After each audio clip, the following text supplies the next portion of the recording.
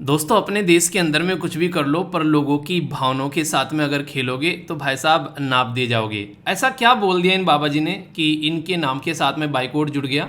और क्या कनेक्शन है यहाँ पर इनकी बातों का स्वामी विवेकानंद जी के साथ में? और इन्हीं से रिलेटेड आज द हिंदू ने एक पूरा आर्टिकल भी छाप दिया।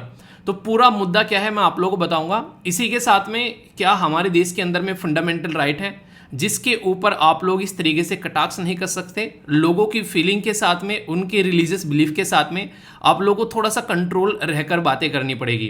पूरा मुद्दा क्या है थोड़ा सा आसान शब्दों में समझेंगे ताकि एक एक पॉइंट जो है वो क्रिस्टल क्लियर हो जाए।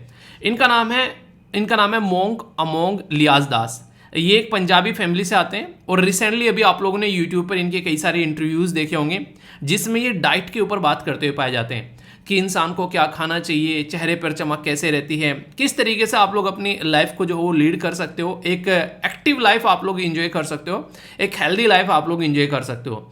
इन सब के बीच में इन्होंने एक बड़ा ही एक कॉन्ट्रोवर्शियल सा कमेंट बोल दिया यहाँ पर स्वामी विवेकानंद जी के बारे में कि स्वामी विवेकानंद जी जो हैं वो फिश खाया करते थे। तो जैसे ही यहाँ पर इनके द्वारा यहाँ पर ये बातें बोली गई तो यहाँ पर पूरे देश के अंदर में बेसिकली कंट्रोवर्सी हो गई क्योंकि इनके हिसाब से ये गलत था और इन्होंने स्वामी विवेकानंद जी को क्रिटिसाइज कर दिया। आज की डेट में किसी स्टूडेंट के कमरे में अगर आप लोग जाओगे ना, हर एक स्टूडेंट के कमरे में कोई ना कोई आप लोगों को स्वामी विवेकानंद जी की जो है पिक्चर, फोटो या फिर कोई भी ऐसी आप लोगों को स्टेचू वगैरह मिल जाएगी और कोई ना कोई कोटेशन तो इंसान के पास में जरूर होगी है कि नहीं? बताइए जरा, आप लोगों के पास में कोई ऐसी कोटेशन है जो कि आप लोगों को बहुत फेमस लगती है तो बताना जरूर। अभी मुद्दा क्या है, अगर आप लोग ध्यान से देखोगे वेस्ट बंगाल के बारे में थोड़ा सा अगर मैप भी आप लोग देखोगे तो वेस्ट बंगाल की लोकेशन क्या है आप लोग ध्यान से देखो। वेस्ट बंगाल हमारी कंट्री में कहने के लिए वेस्ट बंगाल है पर लेकिन ये ईस्ट में पड़ता है तो इसको बेसिकली वेस्ट बंगाल हम लोग बोलते हैं। रीजन क्या है? रीजन यहाँ पर ये है कि जब बांग्लादेश को अलग किया गया था वेस्ट बंगाल से, अगर देखोगे आप लोग यहाँ पर तो ये बांग्लादेश के वेस्ट में आता है तो इसलिए इसको वेस्ट बंगाल बोलते हैं। तो वेस्ट बंगाल जो है हमारे यहाँ पर एक ऐसी लोकेशन पर है जो कि समुद्र के साथ में बाउंड्री टच करता है और फिश मछली जो है वो इतनी इंपॉर्टेंट है कि यहाँ पर जो देवी देवताओं को भी चढ़ाई जाती है फिश, यानी कि एक तरीके से आप लोग बोल सकते हैं कि मेजोरिटी ऑफ पॉपुलेशन जो है वो फिश का सेवन करती है और रिलीजियस ट्रेडिशन में भी फिश का इस्तेमाल किया जा सकता है। तो जैसा इन्होंने बोला तो लोगों की जो भावनाएं हैं वो रिलीजियस भावनाएं भी यहाँ पर हर्ट हुई। और इंसान क्या खाता है ये तो इंडिपेंडेंट है ना, वो खुद क्या खाएगा क्या पहनेगा आप लोग उसके ऊपर इस तरीके से कमेंट नहीं कर सकते। और वो भी ऐसे इंसान के बारे में जो कि आज की डेट में देश के अंदर में कहीं ना कहीं भी चले जाओ आप लोग, स्वामी विवेकानंद जी का नाम एक ऐसे लीडर के तौर पर देखा जाता है जो कि यूथ के लिए काम करते हैं। आप लोगों को पता है हमारे देश में इनके नाम पर एक डे भी सेलिब्रेट किया जाता है। बताइए किस डेट में हम लोग बेसिकली यूथ से रिलेटेड जो डे सेलिब्रेट करते हैं वो किस डेट में करते हैं? इनका जन्मदिन भी है, वो बताना जरूर, ठीक है। अगर बात करें यहाँ पर हमारे देश के अंदर में, चाहे आप लोग बात कर लो इस्कॉन के बारे में, चाहे बात कर लो रामकृष्ण हंस मिशन के बारे में, ये दोनों ही वेस्ट बंगाल से निकल कर आए। दोनों का हेडक्वार्टर आप लोगों को वेस्ट बंगाल में देखने को मिलेगा। अगर बात करें इस्कॉन के बारे में तो यहाँ पर इसका जो गठन किया गया था ये किया गया था यहाँ पर सिरिला प्रभुपद के द्वारा। तो ये 1966 में, यानी कि ये अभी रिसेंटली यहाँ पर बेसिकली इसको बनाया गया है।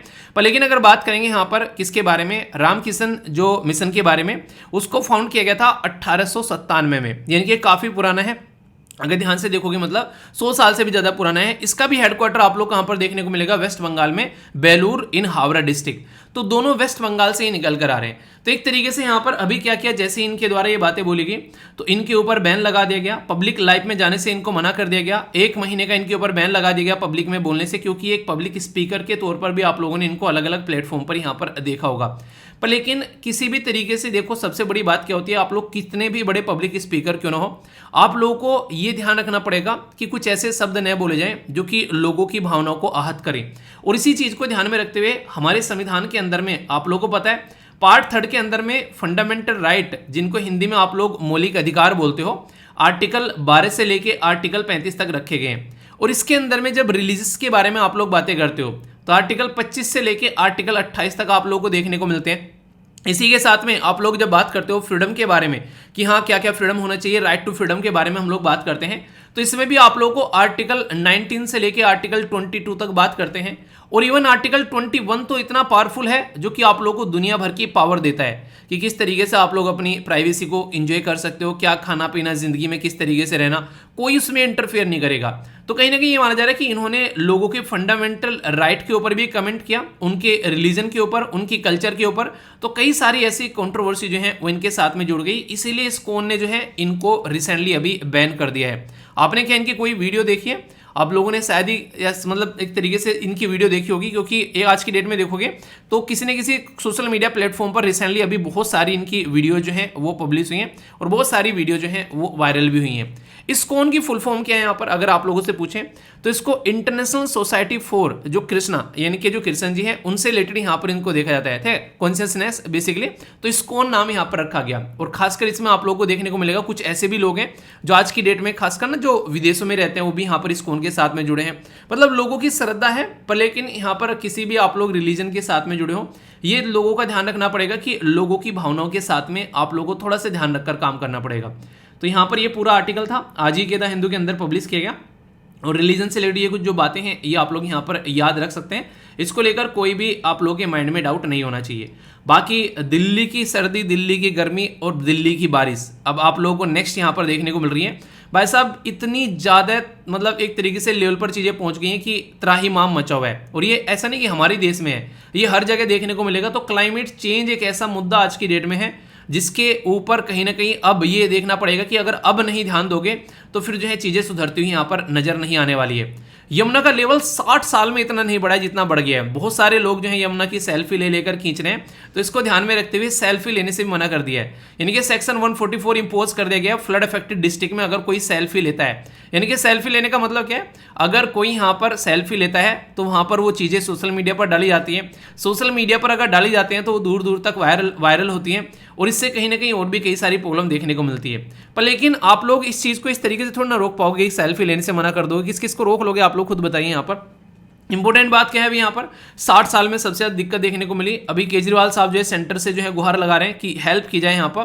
तो देखते हैं कैसे सॉल्यूशन निकाला जाता है। जब दिल्ली यानी कि देश की कैपिटल यानी कि देश की राजधानी के अंदर कोई ऐसी प्रॉब्लम देखने को मिलती है तो वो वास्तव में ही एक तरीके से इंटरनेशनल लेवल पर भी आप लोगों को न्यूज़ बनती हुई नजर आती है। तो इसके ऊपर काम करना काफ़ी जरूरी है और प्रेजेंट टाइम पर ये प्रॉब्लम जो है वो बढ़ती हुई यहाँ पर काफ़ी लार्ज स्केल पर नजर आ रही है। तो देखते हैं कैसे यहाँ पर सॉल्यूशन निकलता है, क्योंकि आउट ऑफ द बॉक्स चली गई हैं चीज़ें जब इतने सारे लोगों को रिप्लेस करना पड़ जाए। और वो भी हम लोग बात करते हैं एक अच्छे ढांचे के बारे में, अच्छे स्ट्रक्चर के बारे में। जब ये कंडीशन देखने को मिले तो ये काफ़ी ज़्यादा खतरनाक एक पिक्चर भी क्रिएट करते हुए यहाँ पर नजर आते हैं। तो इसके ऊपर यहाँ पर काम करना जरूरी है। ठीक है, तो ये थी कुछ बेसिक इन्फॉर्मेशन। बाकी कैसा रहा कल का दिन आप लोगों का, पहले तो ये बताइए दिन जो है वो कैसा रहा, किस तरीके से आप लोगों ने एंजॉय किया, कितनी आप लोगों ने पढ़ाई की। कोई ऐसा तो नहीं कि ढंग से अपने टाइम को यूटिलाइज नहीं कर रहा है। अगर ढंग से यूटिलाइज नहीं करोगे तो फिर बड़ी प्रॉब्लम में आने वाले हो। ठीक है, तो अच्छे से कोशिश करो, अपने टाइम को यूटिलाइज करो, तभी चीज़ों को ढंग से लेकर आगे बढ़ पाओगे। एक डिसिप्लिन वे में रहो, जब डिसिप्लिन में जितना अच्छा रहोगे, क्योंकि डिसिप्लिन ये माना जाता है कि अगर आप लोग डिसिप्लिन में आना चाहते हैं तो आप लोगों को बहुत टाइम लगेगा। पर लेकिन अगर 2 दिन भी आप लोग डिसिप्लिन में नहीं रहोगे तो समझो कि 2 महीने की तपस्या आप लोगों ने खत्म कर दी। इसलिए कहते हैं डिसिप्लिन आसान नहीं है, आग का दरिया है, डूब कर जाना है या तैर कर जाना है, ये आप लोग मान लो। तो डिसिप्लिन बहुत ही इंपॉर्टेंट चीज़ है, इसके बारे में आप लोग ध्यान रख सकते हैं। बात क्या की जा रही है, माना कि जिंदगी की राहें आसान नहीं है मगर मुस्कुराकर चलने में कोई नुकसान नहीं है। ठीक है, तो जिंदगी में अगर कोई भी दिक्कत, कोई भी प्रॉब्लम, कोई भी परेशानी आए तो ठाके मारकर हंसो और आगे बढ़ते रहो, क्योंकि ये सारी चीजें ना जिंदगी में आती रहेंगी। अगर यहाँ पर आप लोग चीज़ों को देखना चाहते हैं तो बहुत सारी ऐसी प्रॉब्लम है आज के डेट में जिंदगी में जो आप लोगों को फेस करनी पड़ती हैं और ये कोई रोक भी नहीं सकता है, आप लोगों के सामने आएगी। अभी कई सारे बच्चे पूछ रहे हैं कुछ चीज़ों के बारे में, तो मैं आप लोगों को हालांकि शेयर नहीं करना चाह रहा था। यहाँ पर देखो आप लोग, यहाँ पर ठीक है, ये आप लोग देखो पिछले जब से एप्लीकेशन लॉन्च किया है मेरे ऊपर जो है ये 7वीं कॉपीराइट स्ट्राइक है। उनमें से 2-3 मैंने आप लोग को दिखाए भी हैं, पर कहाँ तक दिखाऊं मेरी कुछ समझ में नहीं आया। तो अगर एक आध दिन में कुछ ऐसा कुछ इशू हो जाए कि एक और कॉपीराइट स्ट्राइक आ जाए और यहाँ पर यूट्यूब पर वीडियो अपलोड होनी बंद हो जाए, तो आप लोग जो है SLVpedia का लिंक दे रखा है वीडियो के नीचे, वहाँ पर चले जाना, वहाँ पर आप लोगों को वीडियो मिल जाएंगी। ठीक है, वहाँ पर अपलोड करना स्टार्ट करेंगे। अगर कोई दिक्कत होगी तो एप्लीकेशन पर आप लोगों को सारी चीज़ें मिल जाएंगी, एप्लीकेशन पर अपलोड करना स्टार्ट कर दूंगा। इसका पर्पज भी यही था एप्लीकेशन को लॉन्च करने का, क्योंकि मुझे ये हरकतें बहुत लंबे समय से देखने को मिल रही थी। और कॉपीराइट स्ट्राइक देखो कहाँ पर आया है, मैंने बताया था कि how to read the Hindu newspaper for UPSC, यानी कि यूपीएससी द हिंदू न्यूज़पेपर आप लोगों को कैसे पढ़ना चाहिए ऑनलाइन, मैंने ये बताया था। और द हिंदू की वेबसाइट पर जाकर मैंने दिखाया था कि कैसे आप लोग इसको पढ़ सकते हैं। तो यहाँ पर कॉपीराइट स्ट्राइक देकर, ये 3 साल पुरानी वीडियो है, 2020 में मैंने बनाई थी, समझ रहे हो, खोज कर कॉपीराइट मारी जा रही है भाई साहब चैनल के ऊपर। आप लोग यहाँ पर समझ सकते हैं। तो यहाँ पर मैंने जब इनको रिप्लाई भी किया, मैंने कहा ये क्या चक्कर है, कुछ बताइए तो सही, गलती क्या की है कम से कम एटलीस्ट ये बता दो। मैं लोगों को ये बता रहा हूँ कि द हिंदू न्यूज़पेपर पढ़ना कैसे है, इसके ऊपर स्ट्राइक डाल दोगे यार आप लोग। तो ऐसी ये 7वीं स्ट्राइक है पिछले लगभग नवंबर से, ठीक है, मतलब जो नवंबर से यहाँ पर ये 7वीं स्ट्राइक है चैनल के ऊपर। अगर आप लोगों से मैं बात करूँ तो यहाँ पर जब से एप्लीकेशन आया तब से तो लगातार मतलब बाढ़ आ गई है। बार बार इनसे बात करो, बार बार, मतलब इतना डिस्टर्ब हो जाता है ना, कई बार दिमाग मैंने कहा इसी में लगा रहूंगा क्या मैं, कई बार तो मन करता है छोड़ छाड़ के इसको सारी चीज़ें एप्लीकेशन पर करना स्टार्ट कर दूं, दे लो आ जाओ कॉपीराइट स्ट्राइक तुम लोग। तो मतलब कंडीशन यार ये काफ़ी ज़्यादा खतरनाक हो रही है अभी फिलहाल के टाइम पर। इसीलिए मैंने यहाँ पर एप्लीकेशन ये लॉन्च किया था, क्योंकि पता नहीं कब यहाँ पर यूट्यूब पर वीडियो अपलोड होनी मुश्किल हो जाए, क्योंकि यहाँ पर इतनी सारी स्ट्राइक 7 स्ट्राइक आ चुकी हैं। हर महीने एक स्ट्राइक आप लोग एवरेज लगा के चल सकते हैं यहाँ पर। अगर ये चैनल पर सस्टेन करती तो अब तक वीडियो अपलोड नहीं हो पाता। इनसे बात की जाती है, कई सारी फेक स्ट्राइक होती हैं, फिर वो हटती हैं। मतलब इस चक्कर में इतना एक तरीके से माइंड एक साइड में लगा रहता है ना। मैंने कहा आप देखो कल को कोई और आ गई तो फिर चक्कर क्या खराब हो जाएगा। तो ये सिचुएशन चल रही है, तो इसलिए कहता हूँ कि प्रॉब्लम आती रहेंगी। आप लोगों से मैंने ओनली ये दूसरी है शायद शेयर की है मैंने आप लोगों से। तो ये इस तरीके से सिचुएशन बनी रहेगी जिंदगी में। अभी 6 तारीख की बात है, मैं इनको अभी आप लोगों को 13 में शेयर कर रहा हूँ। शेयर करना नहीं चाह रहा था पर लेकिन कई सारे बच्चे जो पुरानी वीडियो देखते रहते हैं, तो एक बच्चे ने स्क्रीनशॉट भेजा कि सर वीडियो कहाँ से चली गई उस पर, क्योंकि अब लिखा रहा है कि this video does not exist on YouTube. तो यहाँ पर ये जो लिंक है इसका, यहाँ पर इस पर जाते हैं तो यहाँ पर ये नहीं मिल पाता है। तो ये किसने दिया है? ये कॉपीराइट स्ट्राइक खुद हिंदू ने मारा है। मैंने पूछा हिंदू वालों को भी कॉल करके, मैंने कहा भाई साहब दिक्कत क्या है तो बता दो। तो ये सिचुएशन आप लोग देखते हैं, मतलब बिना बात की बातों पे। मतलब मैं तो ये बता रहा हूँ, खुद इनका हिंदू न्यूज़पेपर आप लोग खरीद लो जाकर वहाँ से ऑनलाइन। मैं तो ये भी नहीं कह रहा हूँ कि फ्री में डाउनलोड कर लो कहीं से जाके। तो यार ये मतलब क्या ही बोलूँ इसके बारे में। तो ये प्रॉब्लम आप लोगों को देखने को मिलेगी जिंदगी में। तो मैंने आप लोगों को इसलिए बताया थोड़ा सा कि इमीडिएटली अगर कोई और स्ट्राइक आ जाती है तो 2 स्ट्राइक आते हैं यूट्यूब पर वीडियो अपलोड होना बंद हो जाती है। तो आप लोगों को एक तो SLVpedia यूट्यूब चैनल है, वीडियो के नीचे लिंक है उसका, वहां पर चले जाना, वरना एप्लीकेशन पर वीडियो जो है वो अपलोड करना स्टार्ट कर दूंगा, दोनों जगह प्रोवाइड करा देंगे, ठीक है। तो ये आप लोगों को इन्फॉर्मेशनल चीजें आप लोग यहाँ पर बोल सकते हो कि दिक्कत अगर देखने को मिल जाए तो, ठीक है। बाकी यहाँ पर बड़ी शानदार बात बोली गई, एजुकेशन के बारे में बोला गया, literacy is a bridge from misery to hope. यानी कि जिंदगी में जो लिटरेसी है, साक्षरता है, वो आप लोगों को एक आशा की किरण देती है और एक पुल बनाने का काम करती है। जब आप लोग दुख से आशा की ओर जाते हो तो आप लोगों को एजुकेशन बहुत बड़ा साथ देती है। तो कोफी अन्नान साहब के द्वारा ये बात बोली गई है, अगर लिटरेसी के बारे में, एजुकेशन के बारे में कुछ लिखने के लिए आ जाए, आशा के बारे में कुछ लिखने के लिए आ जाए, एक तरीके से मिजरी के बारे में कुछ लिखने के लिए आ जाए, दुख के बारे में, तो आप लोग यहाँ पर इसका इस्तेमाल कर सकते हो। और कई बार ऐसे ऐसे भी आप लोगों को दिए जाते हैं लिखने के लिए और आंसर के लिए भी, ठीक है। तो ये बेसिक चीज़ें हैं जो आप लोग समझ सकते हो। मतलब इतनी गंदी गंदी चीज़ें यूट्यूब पर पढ़ी हैं जिसकी कुछ हद नहीं है। मैं ये पढ़ा रहा हूँ कि द हिंदू न्यूज़पेपर कैसे पढ़ना है यार, कहाँ से आप लोग इसको ले सकते हैं, उसके ऊपर कॉपीराइट स्ट्राइक मार दी। I like it. मैंने कहा था गंदा है, बहुत गंदा है, पर क्या करूँ मेरा धंधा है। मतलब मैं इतना इन चीज़ों में लगा हो ना, एक तो एप्लीकेशन पर इतनी सारी चीज़ें हो जा रही हैं और जब साइड में ये ऐसी चीज़ें स्टार्ट होती है ना, एक नेक्स्ट लेवल का दिमाग हो जाता है। मैंने कहा यार क्या करूं, मतलब क्या करूं, मैं मर जाऊं। मेरी कोई फीलिंग नहीं है। मतलब क्या बनाऊं मुझे ये बताओ। एक दिन मैंने वीडियो डाली उसमें कि पेट्रोल पंप पर आग लग गई थी, ठीक है। तो मैंने अवेयरनेस की वीडियो थी, वो यूट्यूब पर वायरल हो रही थी बहुत ज़्यादा। मैंने बता दी बच्चों को कि मैंने कहा ऐसा करना कि कभी पेट्रोल पंप पर कोई बीड़ी सिगरेट वगैरह मत पीना, आग मत जलाना, तो ऐसी कंडीशन देखने को मिल सकती है। मतलब उसमें बोल रहे हैं कि तुम लोग उसमें बोल रहे हैं कि लोगों को हर्ट करने वाली वीडियो लोगों को दिखा रहे हो। उस पर कॉपीराइट स्ट्राइक मार के वीडियो डाउन कर दी, उस पर कॉपीराइट स्ट्राइक मार के उस पर कम्युनिटी स्ट्राइक मार दी चैनल पर, जो कि हमेशा चैनल पर रहने वाली है। मैंने कहा ये देखो ये नेक्स्ट लेवल के खिलाड़ी हो रखे हैं। मतलब इतनी सारी चीज़ें हुई ना पिछले 7-8 सालों में, 7-8 सालों कह रहा हूँ, 7-8 महीने में। मैंने पूरी ज़िंदगी में इतनी चीज़ें नहीं सीखी है जितनी 6-7 महीने में मैंने चीज़ें सीख ली हैं, ठीक है। तो ऐसा आप लोग बोल सकते हैं। तो इसलिए कहता हूँ ज़िंदगी ना, ये देखो क्या हो गई, चीज़ें सिखा के जा रही हैं कि हाँ ऐसी ऐसी भी हरकतें होती हैं।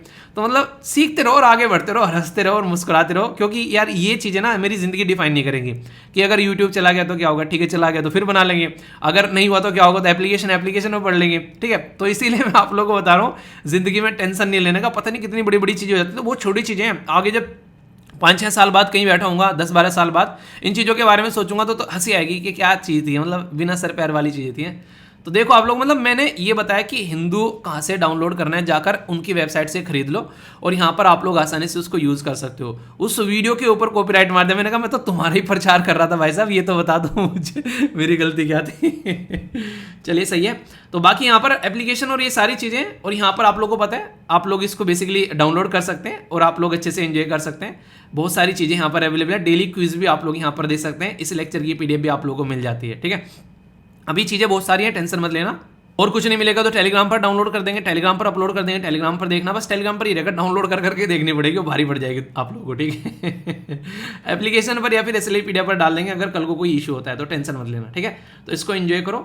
एक आर्टिकल है यहाँ पर इन्फ्लेशन के बारे में, इन्फ्लेशन जो है कितना ज़्यादा रिसेंटली जो है अभी देखने को मिल रहा है, उसके बारे में बात की जा रही है। तो इन्फ्लेशन अभी यहाँ पर 4.8 देखने को मिल रहा है। ठीक है, तो ये फूड प्राइस के बारे में बेसिकली बात की जा रही है। तो इन्फ्लेशन से रिलेटेड मैंने आप लोगों को पहले कई बार ये पिक्चर दिखाई है, आप लोगों को याद होगा कि इन्फ्लेशन कैसा होता है, डिमांड पुल होता है, कॉस्ट पुल होता है और बिल्ट इन इन्फ्लेशन होता है। तो 3 कैटेगरी में इसको डिवाइड कर कैसे देखा जाता है, बड़ी आसान शब्दों में यहाँ पर समझेंगे। जैसे आप लोग देखते हैं इन्फ्लेशन क्या होता है, इसको बोलते हैं महंगाई, यानी कि पहले किसी चीज का प्राइस जो था अब उससे ज्यादा महंगा हो गया है। इसका मतलब क्या होता है, अक्सर आप लोगों ने देखा होगा, ये बड़े बूढ़े बोलते हैं कि किसी को उधार मत देना, उधारी में अक्सर दोस्ती खराब हो जाया करती है। तो उसमें इन्फ्लेशन भी काम आता है। कैसे, आज की डेट में आप लोगों ने किसी इंसान को 10,000 रुपए दिए, ठीक है, अब आप लोग ये 10,000 रुपए 1 साल बाद अगर उस इंसान से लेकर आ रहे हैं तो ये 10,000 रुपए जो है इनकी कीमत 10,000 नहीं रहेगी। क्या बात कर रहे हो सर, 10,000 देते 10,000 ही मिलेंगे ना, मिलेंगे तो 10,000 ही। पर अगर आप लोग आज की डेट में इस 10,000 रुपए में एक फोन खरीद सकते हो, कोई भी अगर आगे 1 साल बाद उन्हीं 10,000 रुपए में एक फोन नहीं खरीदेगा, वही फोन जो है उसकी कीमत 12,000 रुपए मिलेगी।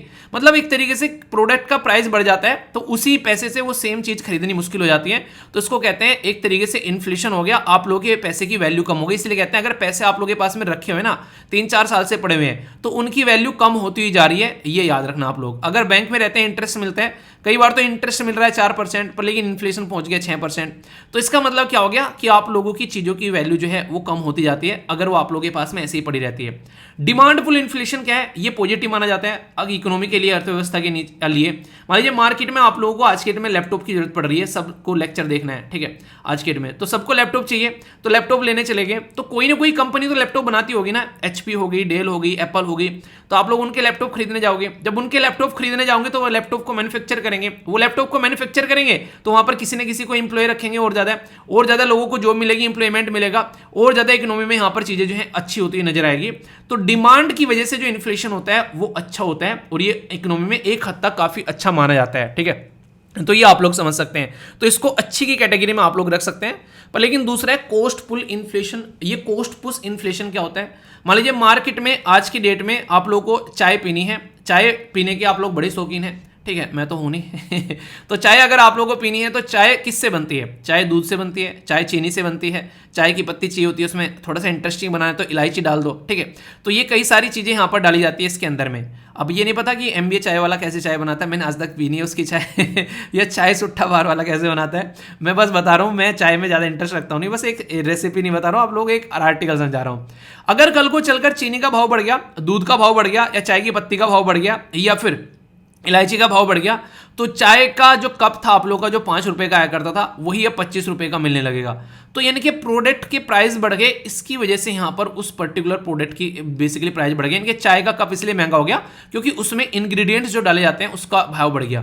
तो ये अच्छा नहीं माना जाता है अगर इस तरीके से यहाँ पर चीजें बढ़ रही हैं। तो यहाँ पर ये कॉस्ट की वजह से इन्फ्लेशन बढ़ रहा है, तो ये इकोनॉमी के लिए ज्यादा अच्छा नहीं है। आलू का भाव बढ़ गया क्योंकि काला बाजारी होगी, ठीक है, टमाटर का भाव बढ़ गया क्योंकि उसके अंदर वायरस आ गए, तो ये सारी चीजें गलत चीजें होती हैं। ठीक है, बिल्ट इन इन्फ्लेशन क्या होता है, मान लीजिए वर्कर्स हैं तो यहाँ पर उनको सैलरी मिल रही है, आज आपको सैलरी मिली 50,000 रुपये, हर एक इंसान को 50,000 रुपये सैलरी मिले, सारे के सारे पहुंच गए सामान खरीदने के लिए और सबने सामान खरीद कर डाले कई सारे। तो ये क्या हो गया, जब आप लोग सामान खरीदने जाते हो तो एक तरीके से आप लोग ये बोल सकते हो कि आज की डेट में आप लोग जैसे सामान खरीदते हो तो और भी कोई सामान खरीद रहा होगा, तीसरा आदमी कोई सामान खरीद रहा होगा, तो उसकी वजह से उस प्रोडक्ट का प्राइस बढ़ जाना। तो ये आप लोगों को देखने को मिलता है, कई बार इस तरीके की चीजें यहाँ पर बढ़ती नजर आती है कि उसकी डिमांड बढ़ गई मार्केट में। जैसे कोविड-19 के टाइम, सॉरी डीमोनेटाइजेशन के टाइम पर नमक का प्राइस बढ़ गया था, किसी ने अफवाह फैला दी कि नमक जो है मिलने वाला नहीं है अब, तो लोगों ने नमक खरीद डाला। तो ऐसी भी कंडीशन यहाँ पर देखने को आप लोगों को मिल जाती है। तो ये सिचुएशन आप लोग समझ सकते हो, इसको बोलते हैं बेसिकली क्या बोलते हैं, इसको बोलते हैं बिल्ट इन इन्फ्लेशन।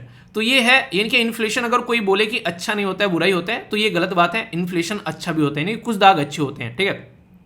और रिजर्व बैंक ऑफ इंडिया जो है इन्फ्लेशन को कंट्रोल करता है ये 4 + -2, यानी कि 4 + -2 का मतलब क्या है, 4 में से अगर 2 गए तो 2 पर रह गया, और 4 में +2 कर दिया तो 4 हो गया, बेसिकली 6। ठीक है, तो 2 से लेके 6 के बीच में इन्फ्लेशन होता है, और ये हमारी जो मॉनेटरी पॉलिसी कमेटी होती है उसको यहाँ पर ये काम दिया गया है कि आप लोगों को इसको कंट्रोल करके चलना है। और मॉनेटरी पॉलिसी कमेटी जो है ये रिजर्व बैंक ऑफ इंडिया के कंट्रोल में रहती है। आरबीआई के जो बेसिकली गवर्नर है वो यहाँ पर इसको हेड करते हैं। ये तो बातें आप लोगों को बताई रखी हैं, और इसके ऊपर यूपीएससी प्रीलिम्स के अंदर में क्वेश्चन ही पूछा जा चुका है। ठीक है, तो ऐसे ऐसे क्वेश्चन होते हैं जो कि आप लोग यहाँ पर याद रखते हैं, डायरेक्ट क्वेश्चन आप लोगों से यहाँ पर बन जाते हैं। तो इस तरीके से आप लोग यहाँ पर जब समझेंगे तो यहाँ पर क्या होगी कि इन्फ्लेशन जो है इस तरीके से यहाँ पर इंपैक्ट डालता हुआ नजर आता है। तो इसलिए कहते हैं कुछ दाग अच्छे होते हैं, तो आप लोग इसको समझ सकते हैं। ठीक है, तो यहाँ पर बेसिक चीजें होगी जो आप लोग यहाँ पर याद रख सकते हैं। बाकी इन्फ्लेशन के ऊपर यहाँ पर आप लोगों ने कई सारे आर्टिकल्स और भी, जैसे मैंने पहले पढ़ाए थे कि इन्फ्लेशन कैसे होता है, जैसे कंज्यूमर प्राइस इंडेक्स के बारे में बात करें तो यहाँ पर ये क्या होता है, ये एक तरीके से यहाँ पर जो आप लोग रियल टाइम पर जो बाय करते हैं, जैसे कि आप लोग आज के दिन में एक तरीके से ना यहाँ पर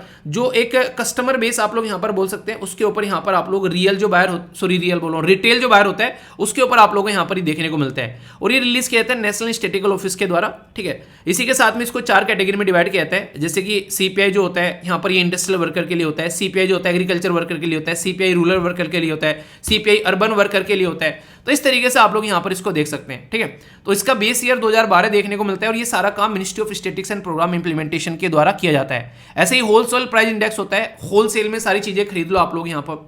सीपीआई आप लोगों के बेस पर देखा जाता है, होलसेल ऐसे नहीं कोई जो दुकान वाला खरीद कर लेकर आया होलसेल में उसको कितना महंगा पड़ रहा है। ठीक है, वो पब्लिश दूसरे के द्वारा किया जाता है, office of economic adviser and ministry of commerce के द्वारा पब्लिश किया जाता है वो। तो सीपीआई डब्ल्यूपीआई एक बार जाकर यूट्यूब पर सर्च करना, बहुत ही प्यारी वीडियो बना रखी है, इतने डिटेल में बढ़ा रखा है ना कि आप लोगों के चक्षु खुल जाएंगे, बिल्कुल एग्जाम्पल दे देकर बहुत ही सही तरीके से। ठीक है, तो ये आप लोग यहाँ पर देखते हैं सीपीआई डब्ल्यूपीआई में कोई भी कंफ्यूजन आप लोगों को देखने को नहीं मिलेगा।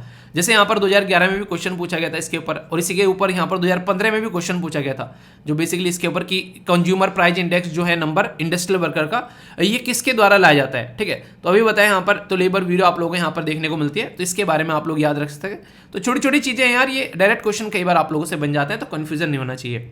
अभी हमारे देश के प्राइम मिनिस्टर जो है फ्रांस में जाएंगे, उनका बेसिकली जो डे सेलिब्रेशन वहाँ पर फ्रांस का होगा, और हमारी एक रेजिमेंट भी वहाँ पर पार्टिसिपेट करेगी। कौन सी है बताना।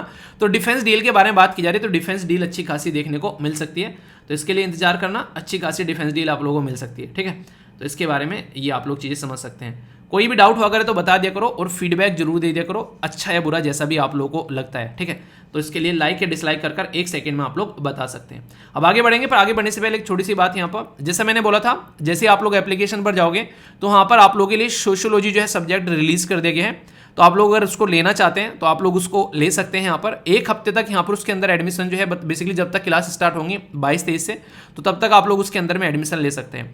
ओल्ड स्टूडेंट्स के लिए अलग से वहाँ पर प्राइस है, न्यू स्टूडेंट्स के लिए अलग से डिस्काउंट वहाँ पर चल रहा है। तो आप लोगों को यहाँ पर बेसिकली उसको जिसको लेना है बता देना। ठीक है, फिर क्लासेज स्टार्ट होंगी तो मैं चाह रहा हूँ कि स्टार्टिंग से उसमें रहे, क्योंकि फिर बाद में समझ में नहीं आएगा, ऑप्शनल की बात चल रही है यहाँ पर। ठीक है, तो ये कुछ बेसिक इन्फॉर्मेशन है, और इसको लेकर ज़्यादा टेंशन में मत लेना। कभी बहुत सारे बच्चे मेल करने लगेंगे सर ये क्या हो गया, ये सारी चीज़ें मैं मैनेज कर लूँगा, टेंशन मत लेना। ठीक है, इसके लिए आप लोग परेशान मत हुआ करो, अब बहुत दिनों से इन्हीं चीज़ों को झेलता हुआ मैं आ रहा हूँ। तो ये सारी चीज़ें चलती रहती हैं, पार्ट ऑफ लाइफ है, इनको टैकल करना आर्ट ऑफ लाइफ है, तो इन्जॉय करते रहो, आगे बढ़ते हो। ठीक है, नेक्स्ट आर्टिकल देखते हैं। दोस्तों, आप लोगों ने एक शब्द जरूर सुना होगा कहीं ना कहीं, यार ज़िंदगी तो बस अमीरों की होती है, ऐसा सुना है ना। अभी यहाँ पर इस पर्टिकुलर आर्टिकल में ये आप लोगों को प्रूव भी होता हुआ नजर आएगा। ठीक है, कि हाँ ऐसा ही कुछ होता है। ये पर्टिकुलर मैं एक टाइटल सर्च कर रहा था कि डिफरेंस क्या है पुअर और एक तरीके से जो रिच पर्सन है उसमें, तो उसको एक्सप्लेन करने के लिए ये पिक्चर काफ़ी है मुझे लगता है। ये जो लेफ्ट शू आप लोगों को देखने को मिल रहा है, ये गरीब का जूता है जो फटा हुआ है कई जगह से, और ये रियलिटी में आप लोगों को देखने को मिलेगा जब आप अपने आसपास कई सारे ऐसे लोगों को देखते हो जिनके पास में प्रॉपर रिसोर्सेज नहीं होते हैं, वो जैसे तैसे जुगाड़ करते हैं। आज भी आप लोगों को ऐसी चीज़ें देखने को मिल जाती हैं, खासकर अगर गांव में आप लोग जाते हैं कि बेटा कह रहा है कि पापा नए जूते लेने, तो पापा कह रहे हैं कि ठीक है बेटा तुम्हारे पुराने वाले मुझे दे देना, मैं यूज़ कर लूँगा उनको। ये रियलिटी बता रहा हूँ मैं आप लोगों को। और ये साइड वाला जूता आप लोगों को दिखा रहा है अमीरों की ज़िंदगी जो कि चकाचौंध है, और ये कहीं ना कहीं कोविड-19 ने इस चीज़ को और ज़्यादा पुख्ता कर दिया है। यानी कि जिस चीज़ पर पहले क्वेश्चन मार्क लगा हुआ था कि हाँ ऐसा सही है या फिर गलत है, पर लेकिन कोविड-19 ने ये चीज़ें प्रूफ कर दी है। उन्हें कहते हैं एक तरीके से आप लोगों ने जो एप्टीट्यूड वगैरह में मैथमेटिक्स में पढ़ा होगा, left hand side is equal to right hand side, तो वो प्रूफ हो गया है कि हाँ ऐसा है कि रियलिटी में जब कोई महामारी आती है उसका सबसे ज़्यादा इम्पैक्ट जो है वो गरीबों पर पड़ता है। अमीर जो है उनके ऊपर ऐसा नहीं कि इम्पैक्ट नहीं पड़ता है, पर लेकिन थोड़ी देर के बाद में वो उससे रिकवर कर जाते हैं क्योंकि उनके पास में इतने रिसोर्सेज होते हैं। और कई बार तो ऐसा है, ये पिक्चर आप लोगों इस चीज़ के लिए और ज़्यादा पुख्ता करेगी कि जब कोई ऐसी कंडीशन आती है जब जहाँ पे दिक्कत हो रही होती है तो उस टाइम पर कहीं ना कहीं जो गरीबों के रिसोर्सेज हैं वो भी रिच पर्सन जो हैं वो उठा कर ले जाते हैं। ऐसी चीज़ें आप लोगों को देखने को मिलती है। यानी कि एक तरीके से कमा कोई और रहा है और खा कोई और रहा है, ये रियलिटी में आप लोगों को देखने को मिलता है। ये सारी बातें मैं किस बेस पे कर रहा हूँ, हवाबाजी में कर रहा हूँ या फिर कोई रियलिटी फैक्ट है इसके पीछे? तो यार इसके पीछे एक फैक्ट है, एक रिपोर्ट पर्टिकुलर जो कि प्रस्तुत की गई है। इस पर्टिकुलर रिपोर्ट के बारे में मैं आप लोगों से बात करूंगा। सबसे पहले तो रिपोर्ट के बारे में आप लोगों को पता होना चाहिए कि रिपोर्ट का टाइटल क्या है। रिपोर्ट का टाइटल है survival of the richest and the India story. ठीक है, बड़ा ही अच्छा टाइटल रखा है इन्होंने, सर्वाइवल ऑफ द रिचेस्ट रखा है, सर्वाइवल ऑफ द पुअरेस्ट रखना चाहिए था वैसे रिचेस्ट का सर्वाइवल थोड़ी ना है, तो इंजॉयमेंट ऑफ द रिचेस्ट होना चाहिए था यहाँ पर। ठीक है, तो ये जो रिपोर्ट है ये ऑक्सफैम के द्वारा यहाँ पर प्रस्तुत की गई है। ऑक्सफैम बोल सकते हैं आप लोग बेसिकली, इसके द्वारा रिपोर्ट प्रस्तुत की गई है और बड़ी ही सटीक बात इसने बोली है, जिसके साथ में आई होप कि आप लोग भी अप्रिशिएट करोगे कि हाँ रियलिटी में ऐसा है। अप्रिशिएट नहीं मतलब आप लोग भी इसको सपोर्ट करोगे। अप्रिशिएट करने लायक तो बात खैर नहीं है। ये बात क्या है मैं आप लोगों को बताता हूँ। इसमें बोला गया है कि 1% जो देश के अमीर लोग हैं, 1% यानी कि अगर 100 लोग हैं देश के अंदर में, उसमें से एक जो पर्सन है देश का, एक कोई आदमी है, कोई भी मान लो जो आप लोगों के दिमाग में आ रहा है, ठीक है, मैं किसी का नाम नहीं लूंगा, उसके पास में देश की 40% टोटल वेल्थ है। यानी कि 100 लोगों में से देश के अंदर में जो एक पर्टिकुलर पर्सन है वो देश की 40% वेल्थ लिए बैठा है। इतना समझ में आ गया? अब आगे की स्टोरी सुनना, आप लोग और अच्छे से सरप्राइज होंगे। इतना तो समझ में आ गया कि 100% में से एक पर्सन अगर हम लेंगे तो 1% लोगों के पास में 40% वेल्थ है। अब इसके अपोजिट के बारे में मैं आप लोगों से बात करूंगा। अपोजिट वाली आप लोगों को थोड़ा और ज्यादा सरप्राइज करेगी। अगर नीचे के जो गरीब आदमी है उसमें से, इन 100 में से जो सबसे नीचे के 50 गरीब आदमी है, वो 50 गरीब आदमी के पास में ओनली ये 3% जो आप लोगों को यहां पर वेल्थ देखने को मिलेगी। यानी कि एक इंसान जो है वो 40% चीजें ले बैठा है और 50 लोग हैं उनके पास में ओनली 3% चीजें हैं। तो ये डिफरेंस यहां पर बताया गया है इस पर्टिकुलर रिपोर्ट के द्वारा। आप लोग इससे सहमत हैं या फिर सहमत नहीं है, या फिर कुछ भी आप लोगों के माइंड में आ रहा है तो आप लोग अपनी राय शेयर कर सकते हैं। मैं आप लोगों को और भी कई सारी बातें अभी यहां पर बताने वाला हूं।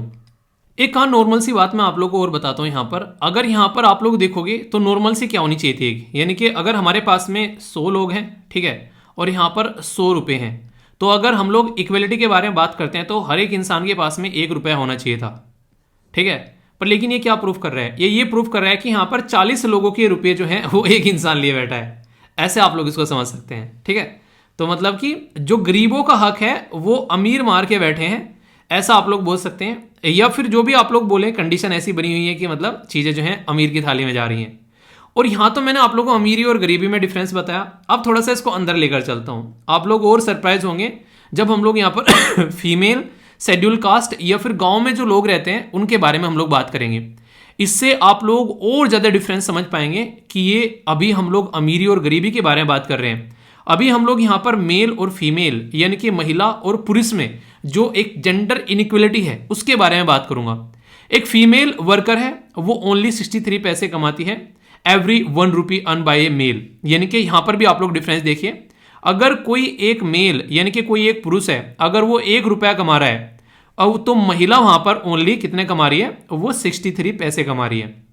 यानी कि मेल जो है एक महिला से अगर आप लोग देखेंगे 37 पैसे ज्यादा कमा रहा है। और इसके ऊपर तो बहुत सारे उदाहरण भी आप लोगों के लिए बेसिकली पहले भी दिए जा चुके हैं। ठीक है, अगर शेड्यूल कास्ट और एक तरीके से गांव में जो लोग हैं काम करने वाले, वो अर्न करते हैं 55% एंड द हाफ ऑफ जो यहां से निकल कर आता है एडवांस, वो सोशल ग्रुप अर्न करता है। यानी कि यहां पर फिर से क्या हो गया, एक ऐसा है जो कि ऊपर आता है, जैसे कि जनरल कैटेगरी बोल देते हैं कई बार, और एक तरीके से ना हम लोग ओबीसी में बोल देते हैं। ऊपर का मतलब है नहीं कि ऊपर नीचे कास्ट है, ऊपर का मतलब है कि जो अमीर है, खासकर इस सेक्शन में आप लोगों को ज्यादा अमीर देखने को मिलेंगे, तो वो मैक्सिमम यहां पर वेल्थ लेकर चले जाते हैं। और ये डेटा इनके पास में है 18 और 19 का। यानी कि अमीरी और गरीबी में डिफरेंस हम लोगों ने देख लिया कि अमीरों और गरीबों में क्या डिफरेंस है। महिला और पुरुष की कमाई में हम लोगों ने फर्क समझ लिया, और यहां पर हम लोगों ने बेसिकली SC ST OBC और जनरल में भी क्या डिफरेंस हो गया वो भी हम लोगों ने समझ लिया। अब यहां पर थोड़ा सा और अलग चलता हूं, अलग डायरेक्शन में। अब डिफरेंस आप लोगों में दिखाता हूं। यहां पर अगर हम लोग मार्जिनलाइज कम्युनिटी के बारे में बात करें, जैसे कि आदिवासी हो गया, मुस्लिम हो गई, वुमेन हो गई, या फिर इनफॉर्मल सेक्टर या फिर दलित, जो यहां पर पर्टिकुलर अगर हम लोग देखेंगे तो वहां पर भी आप लोगों को देखने को मिलेगा वो सफर कर रहे हैं अपनी रोजी रोटी, अपनी रोटी कपड़ा और मकान वाली जिंदगी जीने के लिए। पर दूसरी साइड में अगर हम लोग जाएंगे, जो रिचेस्ट पर्सन है वो प्रायोरिटी में रहते हैं, चलो आज ये नहीं ये खा लेते हैं। एक इंसान है, उसकी थाली में बेसिकली 2 रोटी रखी है, चावल रखे हुए हैं और सब्जी रखी हुई है, उसको वही खानी है। और अमीर क्या है, उसके पास में पूरा पकवान रखा हुआ है। अब पूरे पकवान में से इंसान जो है कुछ खाएगा और कुछ छोड़ेगा, जो पसंद आया वो खा लेगा, नहीं पसंद आया तो छोड़ देगा, बाकी का डस्टबिन में जाता है। ऐसा कंडीशन ये रियलिटी में रिपोर्ट यहां पर बता रही है आप लोगों को। यानी कि कहने का मतलब यहां पर सीधा सीधा ये है कि अगर आप लोग हेल्थ वाइज भी देखेंगे, किसको ज्यादा प्रोटीन मिल रहा है, ठीक है, किसको ज्यादा एक बैलेंस डाइट मिल रही है, तो वो भी आप लोग यहां पर फर्क जो है वो इंडिकेशन यहां पर दिखाने की कोशिश की गई है। पर लेकिन एक बात यहां पर देखिएगा, जो कहीं ना कहीं मैंने कहते कि ऊपर वाला कहीं ना कहीं तो है। अगर एक गरीब के बारे में आप लोग बात करेंगे, उसकी हेल्थ को आप लोग देखेंगे, और एक अमीर की हेल्थ आप लोग देखेंगे, दोनों की हेल्थ में बहुत फर्क नजर आएगा। क्यों? क्योंकि जो गरीब है वो खेतों में कमाई करता है, सड़क पर मजदूरी करता है, अपना एक तरीके से डेली बॉडी में से पसीना निकालता है, तो उसकी हेल्थ जो है आप लोगों को ज्यादा बेटर नजर आएंगी। और अक्सर अमीरों को बहुत सारी बीमारी लगी हुई नजर आएंगी, खासकर जिनको मैं बोलता हूं ना एक तरीके से नॉन कम्युनिकेबल डिजीज, ठीक है, किसी को बेसिकली डायबिटीज की प्रॉब्लम होगी, किसी को कोई थायराइड की प्रॉब्लम होगी, या फिर कोई बहुत सारी ऐसी प्रॉब्लम हो जाती है।